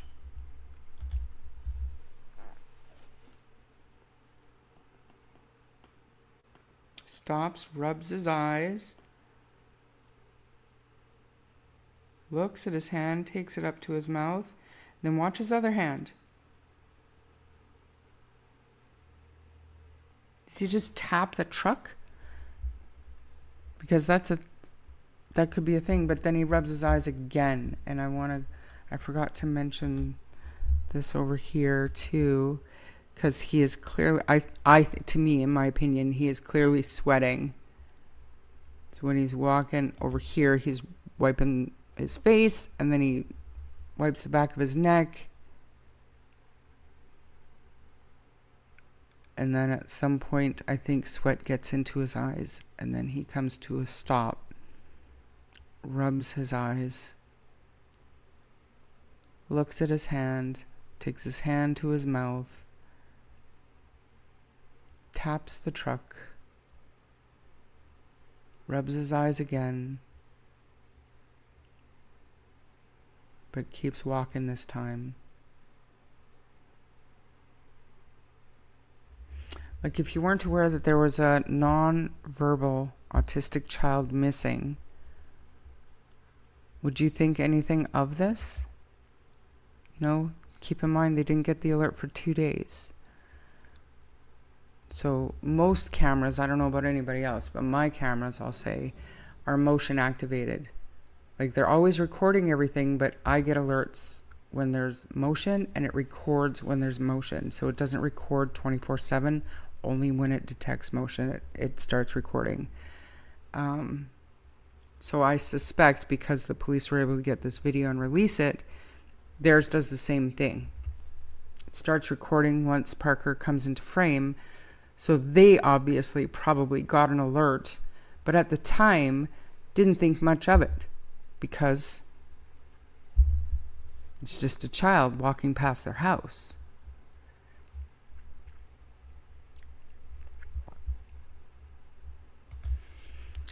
Sorry, don't know what happened to him, run away or lost. He wandered away from his special needs day home. That's the nice way of putting it. And now he is believed to be lost, but he hasn't been seen, as far as we're aware, on CCTV video since the day he went missing, about 2 hours after he's thought to have wandered away from his day home. So it's troubling. It is. But the community has been searching for him. The homeowners in the area have been leaving snacks out and water, hoping that if he is out there, that at least he's, you know, getting a little something to eat and some water. A lot of us are worried that he made his way to that creek that we looked at. It's very deceiving on the creek bed, because there are a lot of weeds, and they're very long weeds. So it's very deceiving, easy for a child who likes water but cannot swim. It's a dangerous situation. So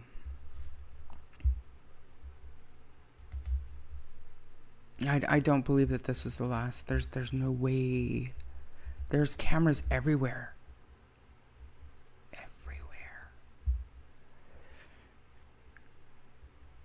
No good people are going to approach a little boy walking down the street.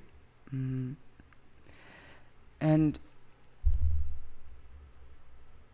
a lot of people think that it is possible that because he was out missing, and there was a press release put out, and we've all signed up for the Missing Children Society of Canada alert system in our areas. There was that, but they put out a media release in the afternoon of Thursday, July 16th. So there were people that were aware there was a missing boy. If the wrong person was aware and they started looking, if the wrong person found him first, or if he decided to take refuge in the wrong person's yard,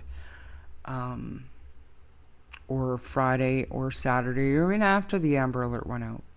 You know, it's just that it's inexplicable to me that there's no CCTV footage of him, considering I know how many cameras are in that city. So it bothers me. So I'm really now starting to think the possibility of him getting into the back of a truck is high. Would he, though, if he didn't like straight? I mean, maybe. I don't know, but maybe. Maybe if the truck had a canopy on it or something and he was looking for shade. Is he? That's good.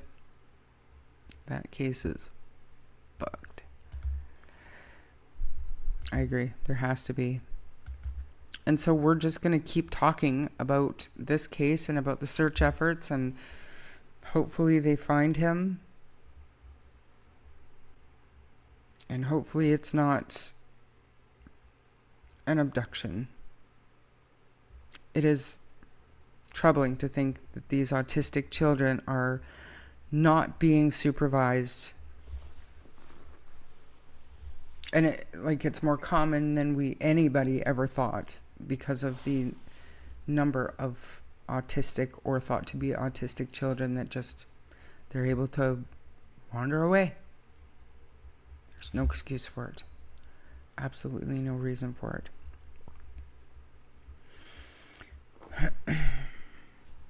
You would think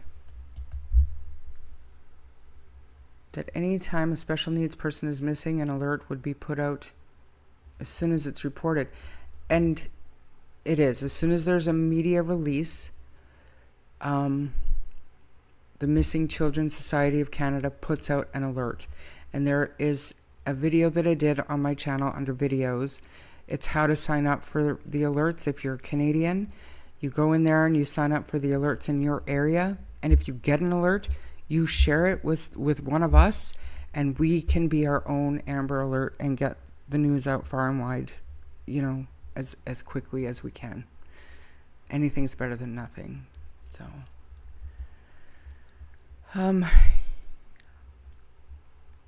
yes, there are very many homeless encampments in the area. He was allegedly seen in one on Thursday night, I want to say. I could be wrong on that. It might have been Friday, but I believe it was dark out, and a woman remembered a boy who was making strange noises, but this woman didn't realize there was a child missing and didn't think much of it until the alert went out, and she realized that that could be Parker, and she reported it to the police. Let me share the link for that again. Sure. Just give me 1 second.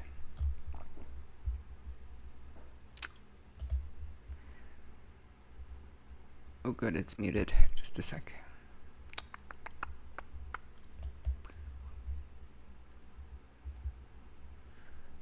Videos. I just remember this day when I made this video, I was rewatching my own live stream, and something that I had heard, but it didn't register how important it was. So I got excited, and I was like, I don't have time to do a live stream, but I got to do this. So yes, everybody go to, I will actually, why not pull it up? So we watched that. And let me share my screen over here real quick, and we will go this one. And I'll show you partially. Oh, stop it. I'm just going to Google it. Missing Children's Society of Canada. It's right there. Even if you just, oh, look at that, super soft. Even if you just Google it, you guys, this is what you're looking for. MCSC Rescue. This is going to take you right for the So I shared the link to my video, Belinda Believes, but I'm going to show you right now as well. Here's the link again. It's a step-by-step. I did my best. Don't judge me. But go here and where'd it go? Up here. And I do show you this in that video. Register to receive alerts. And again, these alerts go out as soon as the police or RCMP issue a media release. Okay? So you just go in here, fill out all the prompts. You'll get a text message code. You just follow it, and I did it on the video. Please go and follow that if you have an issue. Doing this on your own. We could probably get through it together in that video. Okay? I think very important, very, very important that it's an alert system, and it's amazing. It's a start. So I think this is phenomenal, and even the Calgary police chief said everybody should go and sign up for these alerts. You'll get alerts for children missing in your area, and then, like I said, you share that information with someone you know is on the West Coast or East Coast or whatever, and you get the information out. It's slower, but it's still a good way to alert more people instead of waiting for RCMP. When I click the link, it takes me to your page with your music playing. That should be the video itself, right? I made a video, Belinda. Like a whole ass video. It's 15 minutes long. Anyway, you guys, I gotta go. It's 4:45. I have stuff to do. I really want mashed potatoes and gravy, so I gotta start peeling potatoes. And just Google Missing Children Society of Canada, and it should take you right there. Okay?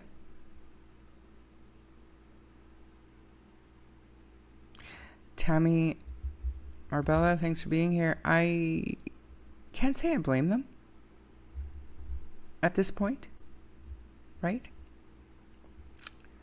They do have a spokesperson who's not law enforcement, who's not like a professional spokesperson, but they are, updating the community about how they're doing and the search efforts and the family search efforts. So they're being private, but they're not being silent. Distinct difference. Gran, you're late. You're probably working. We did cover a lot of ground. Thank you so much, everybody, for being here. I appreciate it. Chelsea and Belinda, Baby Monkey, Belinda Believes, Mike MX, everybody. Remember what I said about the drama at the beginning? Take it, do with what you will, but it's best to shut it down, be kind, and just be the better person. Don't feed into it. We'll all be better for it.